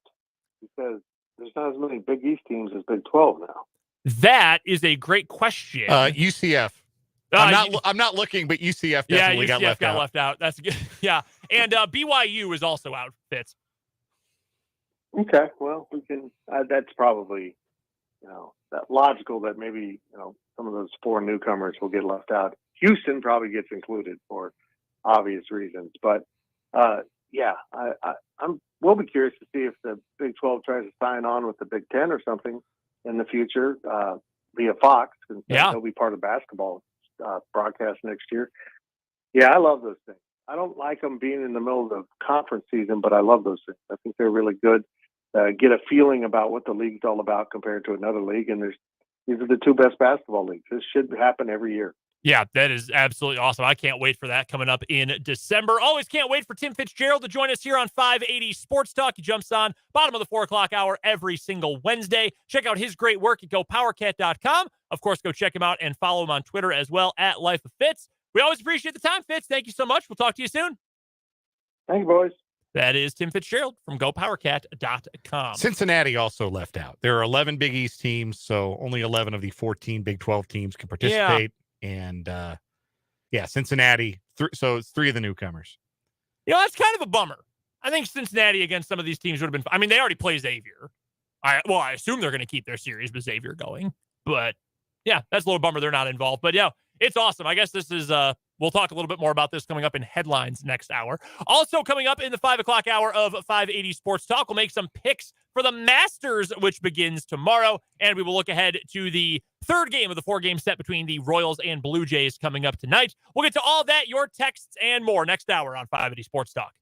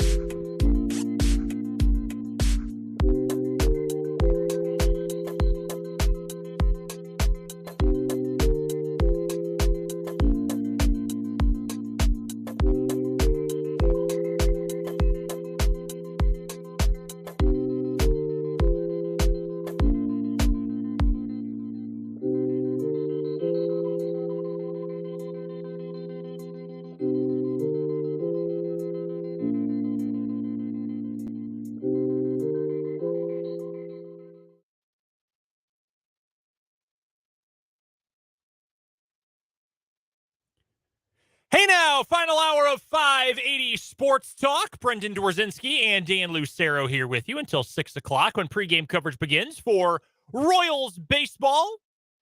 Game 3 against the Blue Jays. We'll preview that matchup a little bit later on this hour. We are going to have a shortened show coming up tomorrow. In fact, we have a pretty short rest of the week.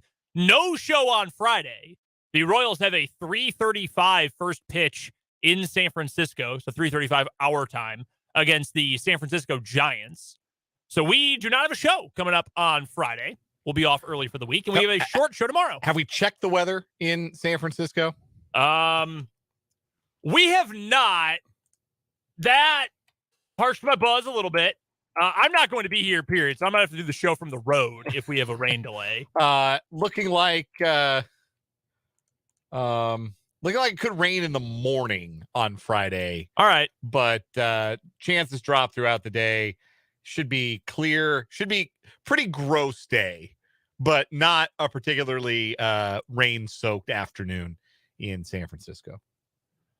Hopefully the game goes off without a Clearly it affects me more than it affects you. Well, yeah.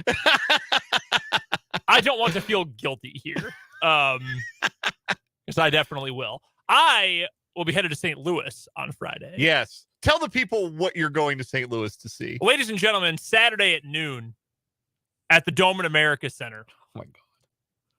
The St. Louis Battlehawks will be in action. And for the first time in my life, I will finally get to go see an XFL game in person. Checking that box. Cacaw, my friends, it is the law. I'll say it.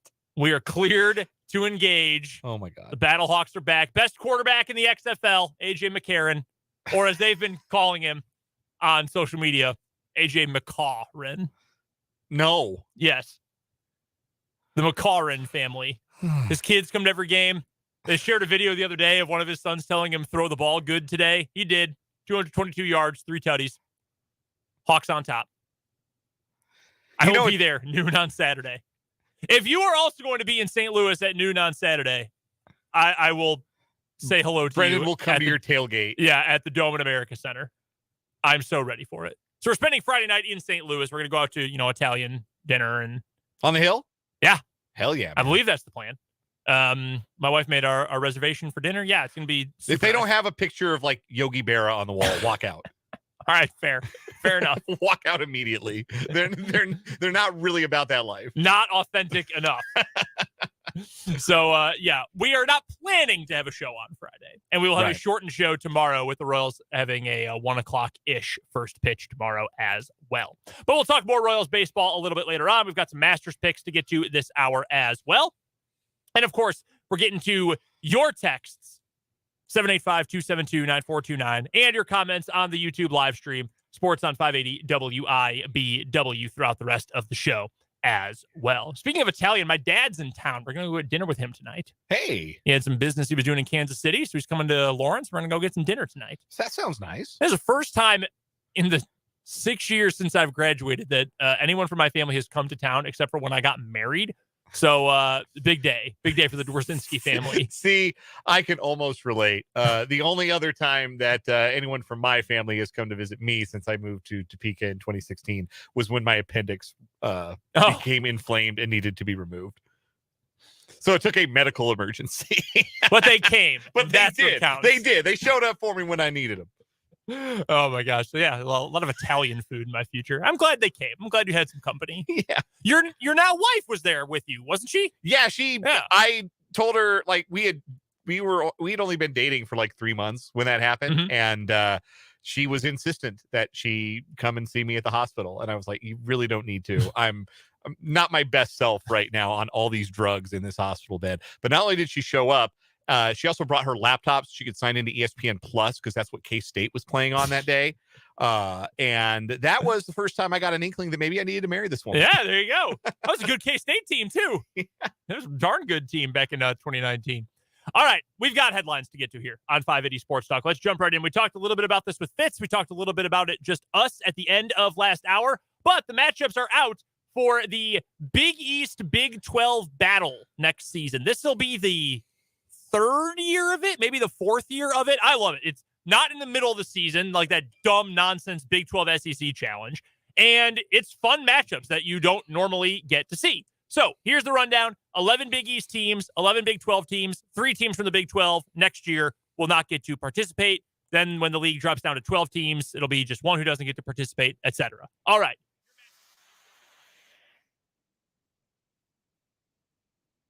Your last 2 national champions at Allen Fieldhouse. That is going to be absolutely awesome. Also, K-State gets a good matchup, best matchup they've had in one of these in a long time. They will host Villanova. Villanova down a little bit from obviously their greatness in the 2010s, but in late 2020s. Pretty excellent next year. 2020s. Yeah, they'll be a lot better next year. They're going to have a lot more talent. They'll be healthier. That should be a really fun matchup. We get the Shaka Bowl. Texas is going on the road to Marquette. That should be a lot of fun. Houston, the one newcomer who gets to participate, they will go to Cincinnati to take on Xavier, get Kelvin Sampson versus Archie Miller. Sean Miller, excuse me. Yeah, one of the other. Yeah, where's Archie these days? He was the one in Indiana. Where's he these days? Isn't he at Dayton? Is he at Dayton? Or is he taking some time off? He's at Rhode Island. Rhode Island. Yeah. That's right. Yeah, he's at Rhode Island. You know his real first name is Ryan, just by Archie. He didn't go back to Dayton like Sean went back to Xavier. No, that just worked out way too well. All right, so you get Houston Xavier, St. John's, West Virginia. Great matchup of coaches there. It'll be a brand new team at St. John's. We'll get to a West Virginia note here in a minute as well. Creighton going to Oklahoma State. Providence at Oklahoma. Iowa State at DePaul. So congrats to Iowa State for their win. Texas Tech at Butler. Are you sure it's a road game for Iowa State? Yeah, that's true. It might not really be. The Wintrust Center going to be filled with gold and whatever they call their color of red. Cardinal, maybe. Texas Tech at Butler. TCU at Georgetown. And then it will be Seton Hall. I was going to say, who is SHU at Seton Hall? What are you doing, John Rothstein, at Baylor? Must have run out of characters. I think he did. So Seton Hall taking on Baylor in Waco. That's a lot of fun matchups. That's really good. Yeah, I'm looking forward to this a lot. Yeah. Not that you didn't get some good matchups in the Big 12 SEC Challenge. And the SEC obviously is a basketball league that has grown in stature here in the last handful of years, making that as enticing an event as the ACC Big 10 Challenge was for all those years. But this is a lot of fun too, and it creates a lot of new matchups. Like Villanova and Kansas State have played once, and it was 1940. Wow, that's wild.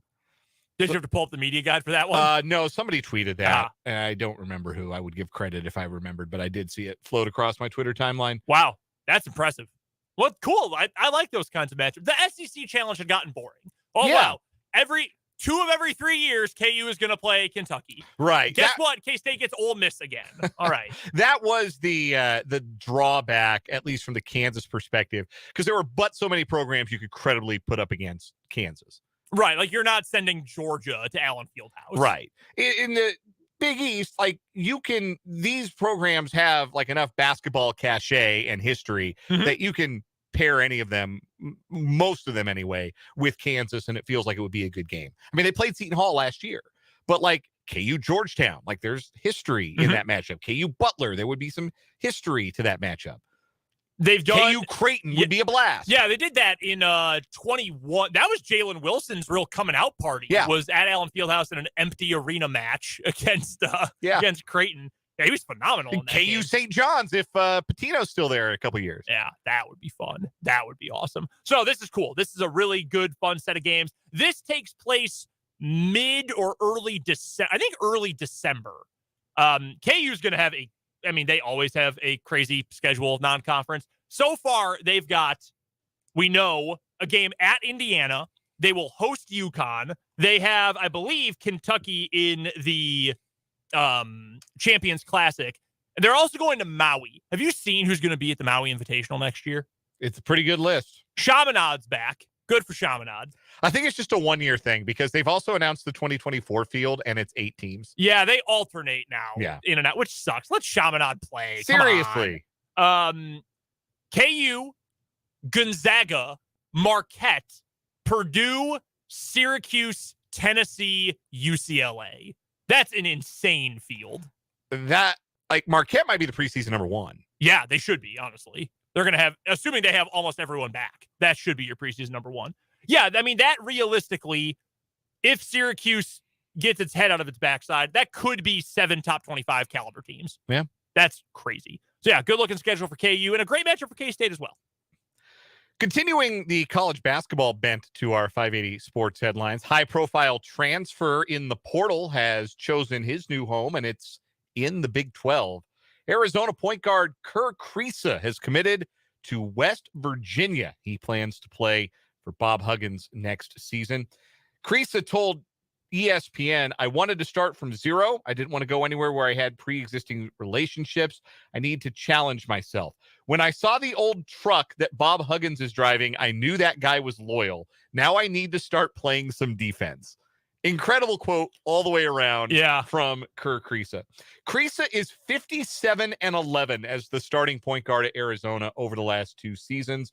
Did suffer an injury that limited his effectiveness down the stretch and probably contributed in some fashion to Arizona being upset by Princeton, in round 1 of this year's NCAA tournament. Led the Pac-12 in assists last year, chose West Virginia over Xavier, Ole Miss, Arkansas, and Nebraska, among others. 1 year of eligibility remaining, and the Estonian will choose to use it being yelled at by Bob Huggins. I'm going to pull out my crystal ball here, okay? I'm going to tell you the future. I don't know when they will play at Allen Fieldhouse, but here is Kerr Kriisa's stat line when West Virginia comes to Allen Fieldhouse. 3 points, 1 of 11 shooting, 6 turnovers, 2 assists, 1 rebound. Juwan Harris is going to put that man in the 7th circle of hell. It is not going to go well for him in the Big 12. I don't know the guy personally. I have nothing against him personally. Best of luck. I think he is going to struggle mightily in the Big 12. I just don't know that he's actually good. Like, I don't either. And I guess he fits in with West Virginia's recent history of having players like, even when I see them play well, I'm not convinced they're good players. Like, I was never sold that Eric Stevenson was really good, even though he shot the crap out of it this year. Javon Carter was another guy. Like, is he good or is he just high volume? And plays in that miserably annoying system where they foul on every play. Is Kerr Kriisa good, or is he surrounded by NBA guys and nobody worries about him on offense and all he has to do is dump it into the big guy?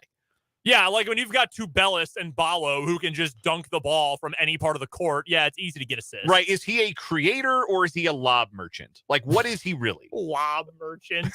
Oh, my God.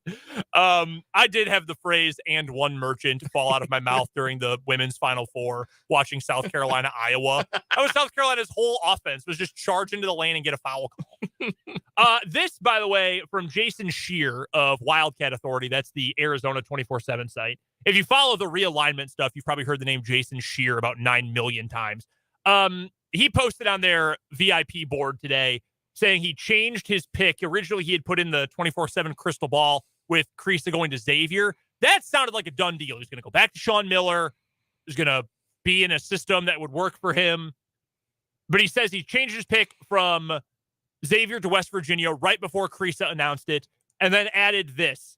My man wants that money and is going to get it. So it might be a little bit more than just I want to start from zero for Kerr Kriisa. Now I need to start playing some defense. Yeah, I mean, he's self-aware. What better time than now? That's a good take. To start playing defense.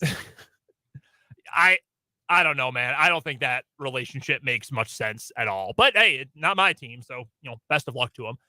Who else is coming back for West Virginia next year? Stevenson's gone. That's a great question. Let me pull up their roster real fast. Yeah, Stevenson's got Keedy Johnson. Does he have a yeah, I think he does. Eligibility left? I think he does. Let's see. They had a lot of vets. God, they had a lot of vets. Seth Wilson, who's hysterical. Yes. Seth Wilson, one of those players. And a lot of teams have them, and you know them as soon as you see them, that when they walk out on the floor, they think, it's my turn. It's time for everyone to see what Seth Wilson can do. It's Seth Wilson time. It is Seth Wilson time. A couple of interesting big guys they should have back. Muhammad Wegu and James Okonkwo. I do not know that that's how you pronounce Muhammad's last name, and I apologize for that. I was going to say, I know it's Okonkwo. I do know that one. Yeah, for sure. James Okonkwo. I got that one right. But, like, Okonkwo had some moments. Kobe Johnson play much. They got in 29 games this year, played 10 minutes a game, rotation guy. But, yeah, like all their other guys, I think Jose Perez is going to be eligible next year. Okay. He's the kid that he was trying to transfer from Manhattan. Should have been eligible. And Manhattan raised a fuss because he transferred late because they had a coaching change. So he took a redshirt senior year. He should be eligible for them next year. He'll be there. Eric Stevenson, ball handling, scoring guard for them. And I don't know about their other seniors, whether they're seniors or COVID seniors with the extra year. It's impossible to know at this point. I'm looking forward to 2028 when we are sure we are out of this and guys are back to 4 years. We should have saved all of our, wow, Perry Ellis has been in college forever jokes for when we really needed them, for when guys have really been in college forever. Yeah. Burned those up too easily. But then Armando Bacot made the best one ever. Yeah, when he just posted a picture of Perry Ellis. Yeah, that was tremendous. That was so funny. Someday we'll go back to freshman, sophomore, junior, senior. Someday. Continuing on with today's 580 Sports Talk headlines. Let's move to the NFL, shall we? There has not been a lot of movement one way or the other on the Lamar Jackson situation in Baltimore. But I think it's fair to say the situation is a little bit frosty, maybe a little bit testy. So the Ravens openly declined to answer any questions about Lamar Jackson during their pre-draft news conference today. That is because a member of Ravens PR jumped in front of the microphone at the start of the press conference and said, "Do not ask us about Lamar Jackson. We are talking about the draft." Reporters, rightfully so, went on to ask questions about the Ravens' interest in taking a quarterback in the draft this year. Eric DaCosta, their general manager, did mention this, quote, "It depends on the board. Really, it does, if they want to get a quarterback." Going on to say, I'd have to say yes, because we have quarterbacks in our top 31. So just based on that alone, simple math, yeah, I would have to say yes, there is a possibility we will take a quarterback. Coaches, coordinators, general managers, front office personnel, they don't always say exactly what they mean. So you sort of have to teach yourself to know what they're like, the angle they're directing you in if they're not saying it specifically. Like when you hear KU has mastered this, for one, like not necessarily saying exactly what they mean, but kind of leaving it between the lines. Like Bill Self's comments about Kyle Cuff today, for example, that, we're still trying to figure out that situation, i.e., if we need an extra scholarship, we have to kick him out. This comment from Eric DaCosta kind of tells me that they're not slamming the door on taking a quarterback in the draft. Because if you were saying, no, we are getting a deal done with Lamar Jackson, you would say, we are getting a deal done with Lamar Jackson. We are not considering any quarterbacks. We have none in our top 30. It does not matter. We're not taking one. This, to me, says, no, we'd like to get it done with Lamar Jackson, but maybe we will still take a quarterback. Somebody, I believe it was Lance Zierlein from NFL.com, who posted his mock. He's draft insider. We've had him on the program before, in fact, to talk draft prospects. We'll try to get him on again this year as well. He says he's got Baltimore making a trade and trading Lamar Jackson to the Indianapolis Colts, which some people have tied him to, not because of any reporting, but just, hey, that makes sense. They need a franchise quarterback. Their owner, who is way too much of a meddler, said it's not about the money, it's about the guarantee, which means it's about the money. What if he ended up there? You end up with Baltimore drafting 4th overall. They take C.J. Stroud or Bryce Young or whoever. Everybody gets their quarterback. I don't know if that's going to happen, but it is very weird for a member of team PR to say, do not ask our general manager about this specific player. That is odd and not normal at all. Not a good situation in Baltimore. No, they definitely seem like the side with all the leverage here, don't they? Yeah, they really do. Lamar, hire an agent, please. I want to watch Lamar Jackson play football for a good team. Yeah. I like Lamar Jackson. I like when he is balling out and doing his thing. It is thrilling to watch. So as someone who's not even a Ravens fan, but just a fan of football and of good players, get an agent so we see you on the field. Okay? Dying to see it. Just make some better decisions, man. It's just frustrating. For him. Dude, you could be in a much better spot. You would know you've got a contract in place. You can make this happen. frustrating, to say the least. Last headline for me on our 580 Sports Talk headlines this evening. The national championship game Monday night, UConn and San Diego State. It was fairly easy to predict was not going to do huge TV numbers.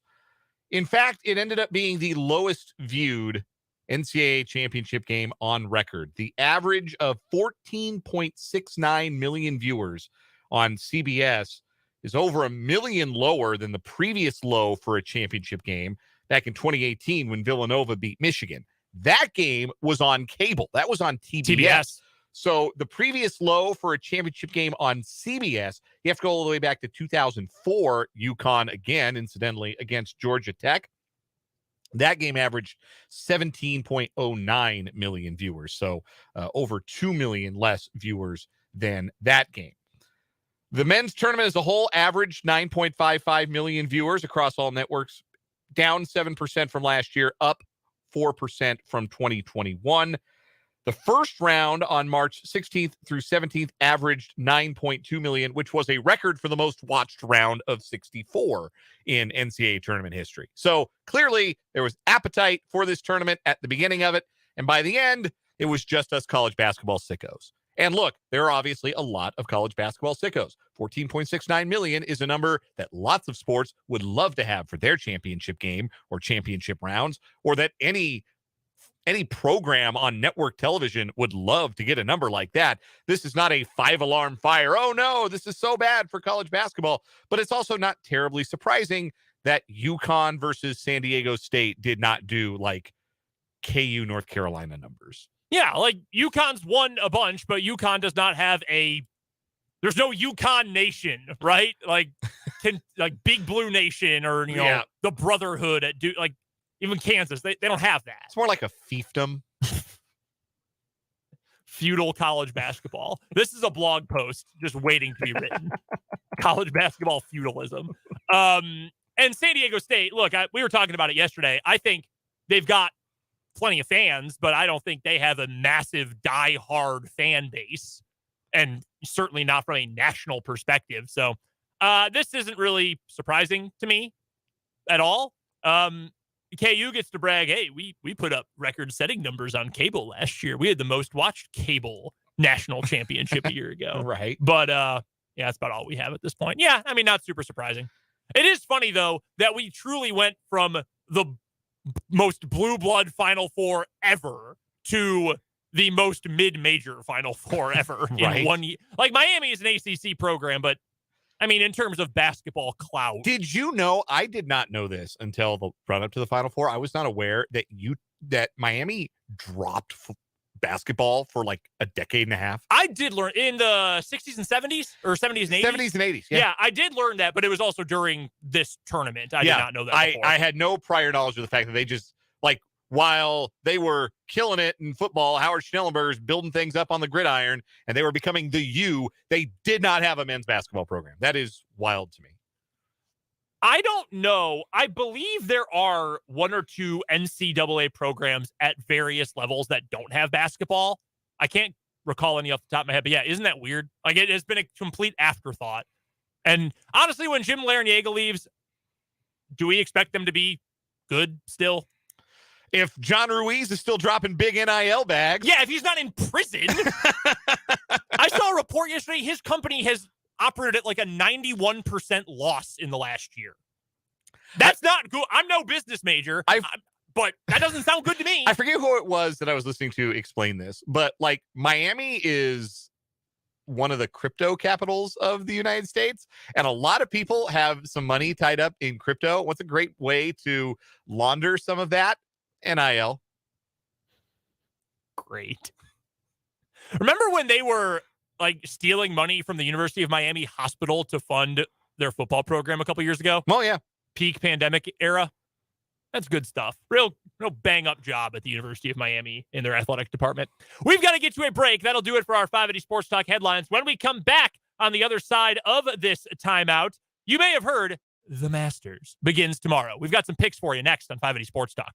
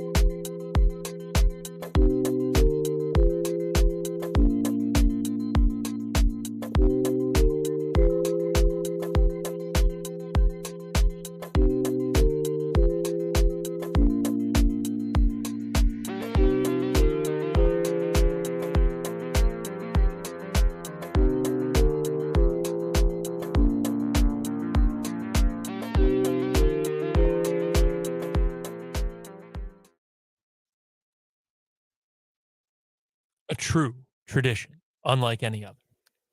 Half of 580 Sports Talk caring about the Masters. This YouTube video is called 1 Hour of the Masters theme song. I don't know who. Is there a name for the song? I give you the artist, Dave Loggins. I believe it is called Augusta. That would make sense. Yeah. Not hearing this over the stream because we'd get DMCA'd to high heaven. YouTube would massacre us immediately. Yeah, we'd be cooked. Yes. So if you're watching the YouTube stream, we're listening to the Masters theme song. Puts me in the mood, man, for a pimento cheese sandwich. A $2 pulled pork sando, $4 beer. Are they big? Like, is it a big sandwich that you get? I don't know how big it is. It's hard to tell relatively. Yeah, I suppose that's true. It's just they talk about it every year. We got the cheapest concessions in the game. They got $2 sandwiches, $2 soda, and it's like, yeah, what did it cost you to get in? Yeah, right. You got to be Hercules D. Rockefeller to get inside the gates. Free parking, $900 admission. Like, yeah, I'm good on that. All right, we've got some Masters picks to make. Yeah, we do. I have a vague knowledge of what is going on in the golf world. I know some of these names. I know sort of kind of how well they're playing. I know Scotty Scheffler won last year. He is at FanDuel, tied to be the odds-on favorite to win it again, along with Rory McIlroy. All the numbers we're going to give you, by the way, and all of our picks, you can find and play yourself over at FanDuel. All right, so what we're going to do here, Dan, we've got our winner, one top 10? One top 10 pick. One top 20 pick, and then a golf prop. I am new. I have a time or two bet on golf. Mm-hmm. Usually top 10s. I'm not going to pick a winner. I'm not confident enough in that, but I'll pick top 10s occasionally. Sure. I've never made a golf prop before. Lots of specials you can play on FanDuel that are kind of fun. They're kind of like pre-built parlays, really, is what they are. Yeah. Or you can play some truer props. They've got specials, but they've also got props like, will there be a hole-in-one? This year, you can bet on a live golfer or the field to win the Masters. I believe that's plus 500 for the 18 live golfers who will tee it off, and then minus 800 for the field. So there are lots of props out there, lots of specials that you can play. Yeah, that is extremely funny. All right, let's go right down the list in order I just listed them. Let's go with our winner. I will let you go first because you have a greater grasp on the golf world. Who is your pick to win the Masters? Like you, I don't typically try and pick a winner before a golf tournament, particularly when it comes to trying to find odds, because it's tough. It's like throwing a dart, right? Mm-hmm. But picking a winner is where the money is. Mm-hmm. You know, you get like the odds on favorites right now are at 7-1 right now, and that's Scotty Scheffler and Rory McIlroy. But I will take at 9.5-1 Jon Rahm to win the Masters. Feels like nobody's talking about Jon Rahm this week.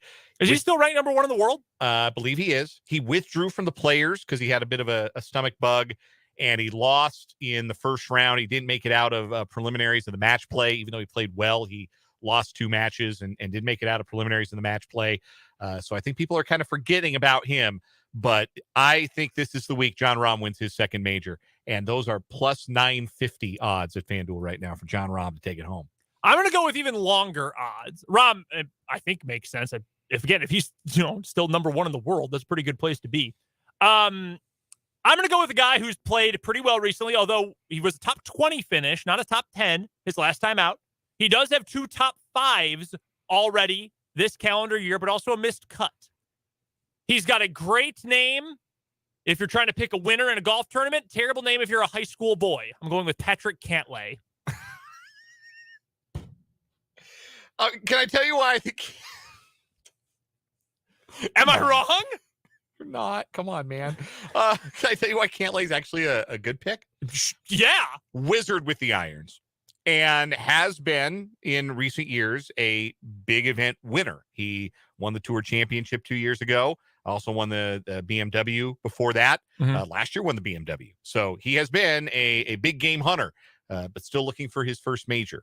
But great iron player. Augusta's a second shot course. You got to be on point with your irons. If you're not a good iron player, you're not a good putter, you're not going to win at Augusta.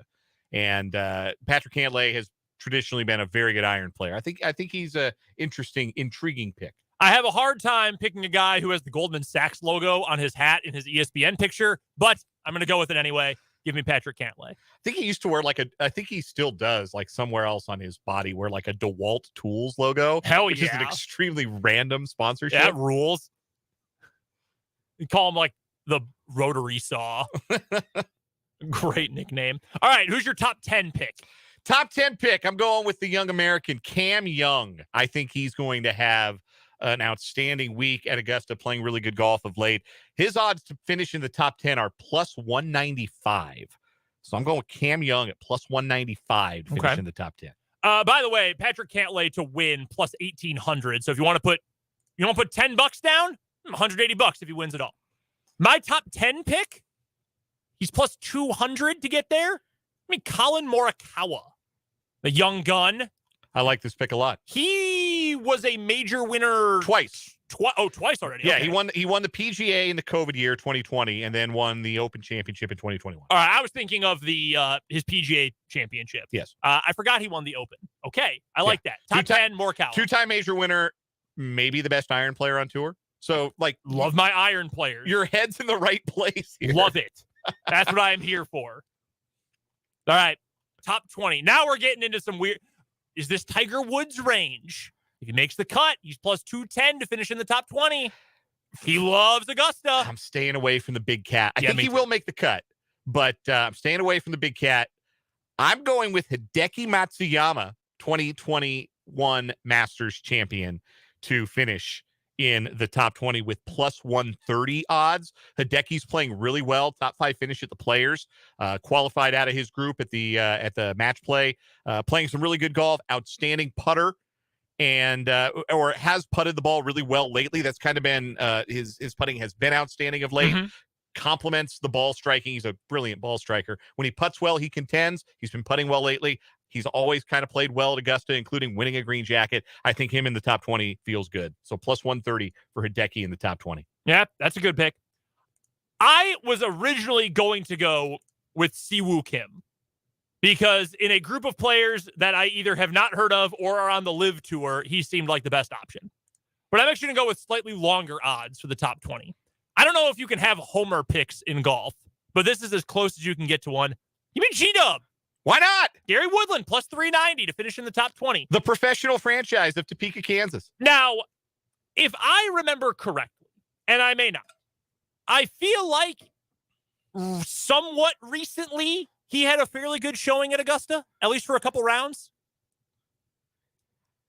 Maybe. I do know that last year at the Masters, when missing the fairway, he still made par or better 100% of the time. I know that because it says so on Masters.com.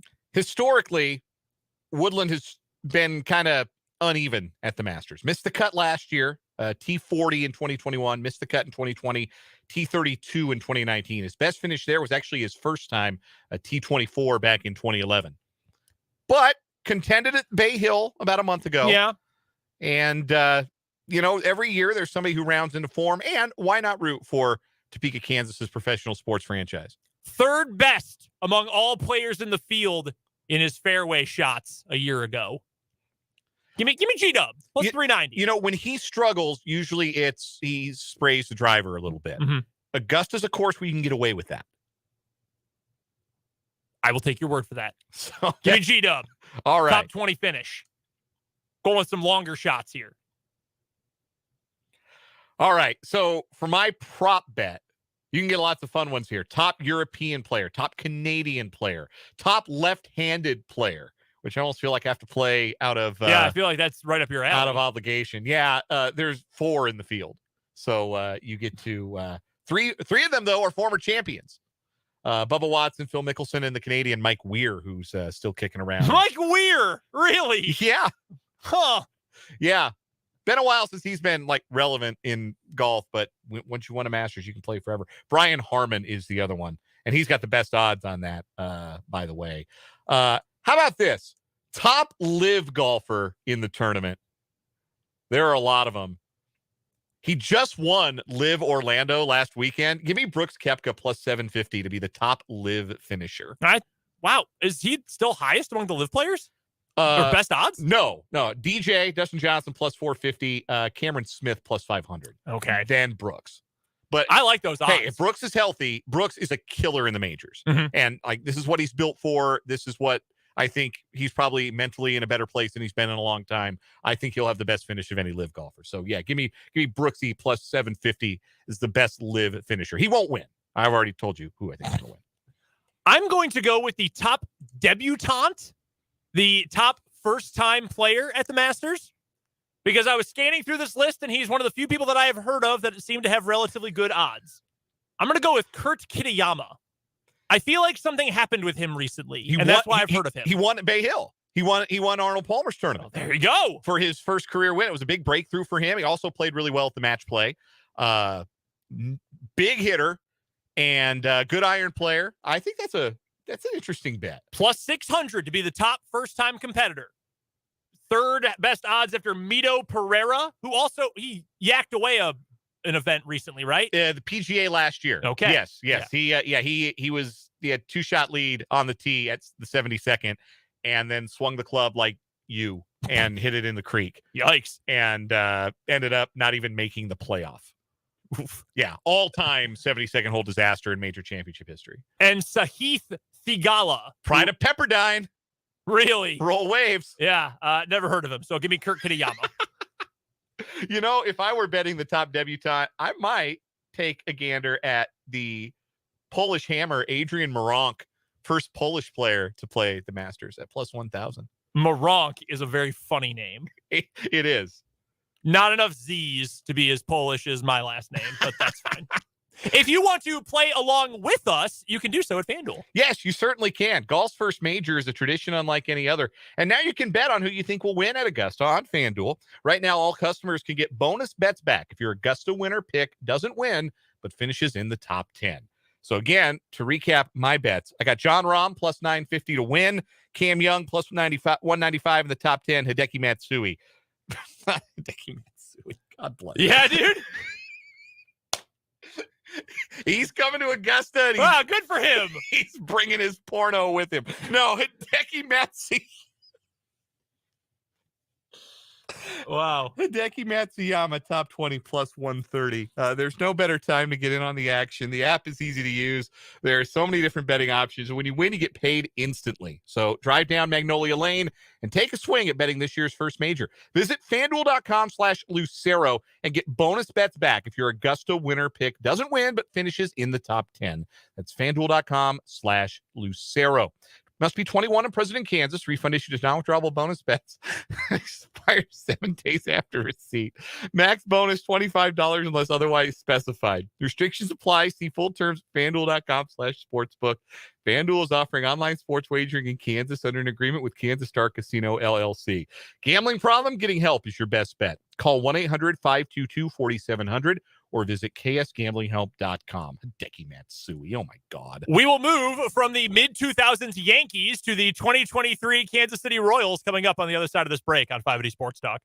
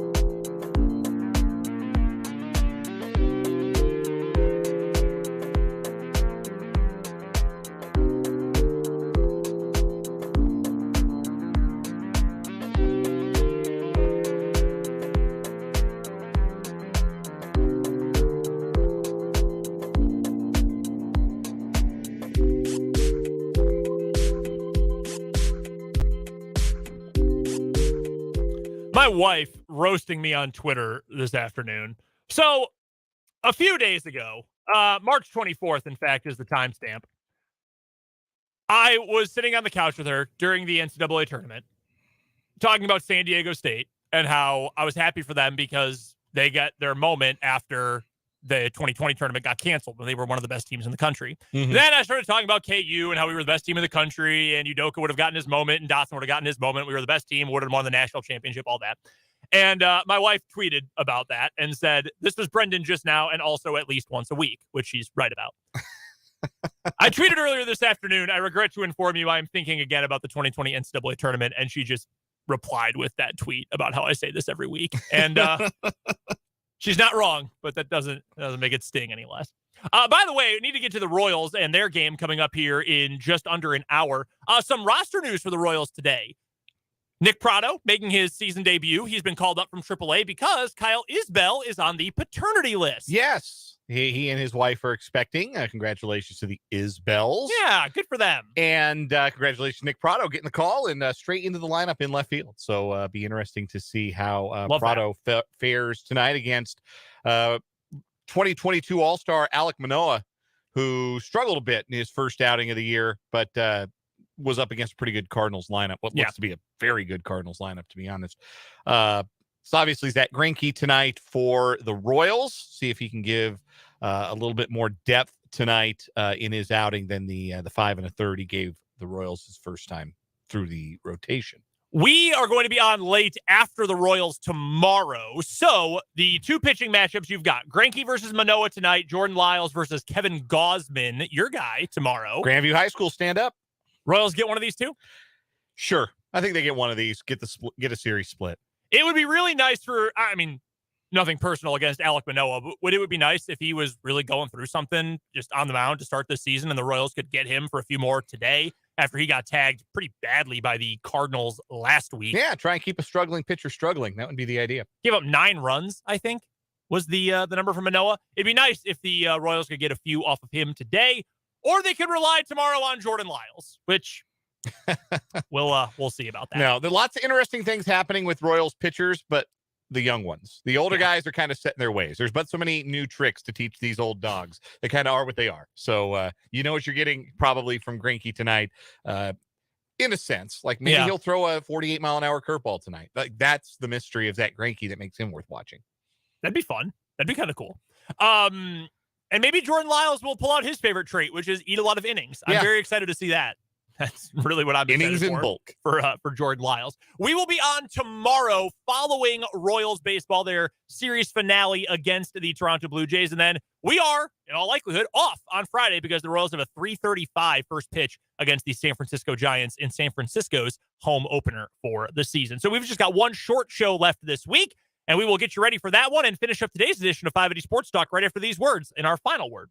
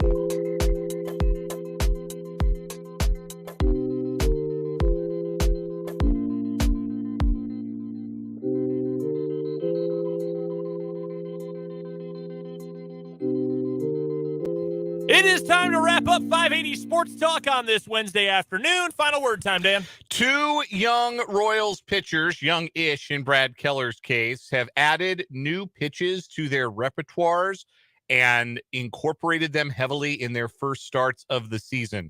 Brad Keller's curveball might already be his best pitch. It was the one he trusted the most in his first outing. And Chris Bubich's slider looks like a legitimate weapon in its first deployment. Proof positive that the Royals are actually trying to develop their pitchers now instead of just hoping age and experience is what matures them into adequate big league starting pitchers. It's early days, but it's an encouraging start, even if the record of the team right now is not. Final word for me is that over the course of the day, and certainly over the course of weeks, months, years, your entire lifetime, you absorb a lot of information, more than you could ever possibly remember. Why, just on this edition of 580 Sports Talk, we talked about Bill Self and KU. We talked to Tim Fitzgerald about all things K-State, talked plenty of Royals, talked plenty of Chiefs as well during the 4 o'clock hour. It is hard to remember everything that you come across information-wise every day and certainly throughout the course of your life. But if there is one thing to remember from this edition of 580 Sports Talk, it is that Dan confused Hideki Matsuyama with former New York Yankee Hideki Matsui. It was extremely funny, and I hope we keep that in our record of the best clips of 580 Sports Talk, because I'm not going to forget about it. I promise we will. It was extremely funny. That does it for this Wednesday edition of 580 Sports Talk. Again, we are on tomorrow after Royals baseball. Whenever the post-game show ends, Dan and I will be in studio ready to take you home the rest of the way. Don't forget, you can go back and listen to the podcast version of the show at 580WIBW.com and on YouTube, Sports on 580 WIBW. For Dan, I'm Brendan. We'll talk to you after the Royals tomorrow right here on 580 WIBW.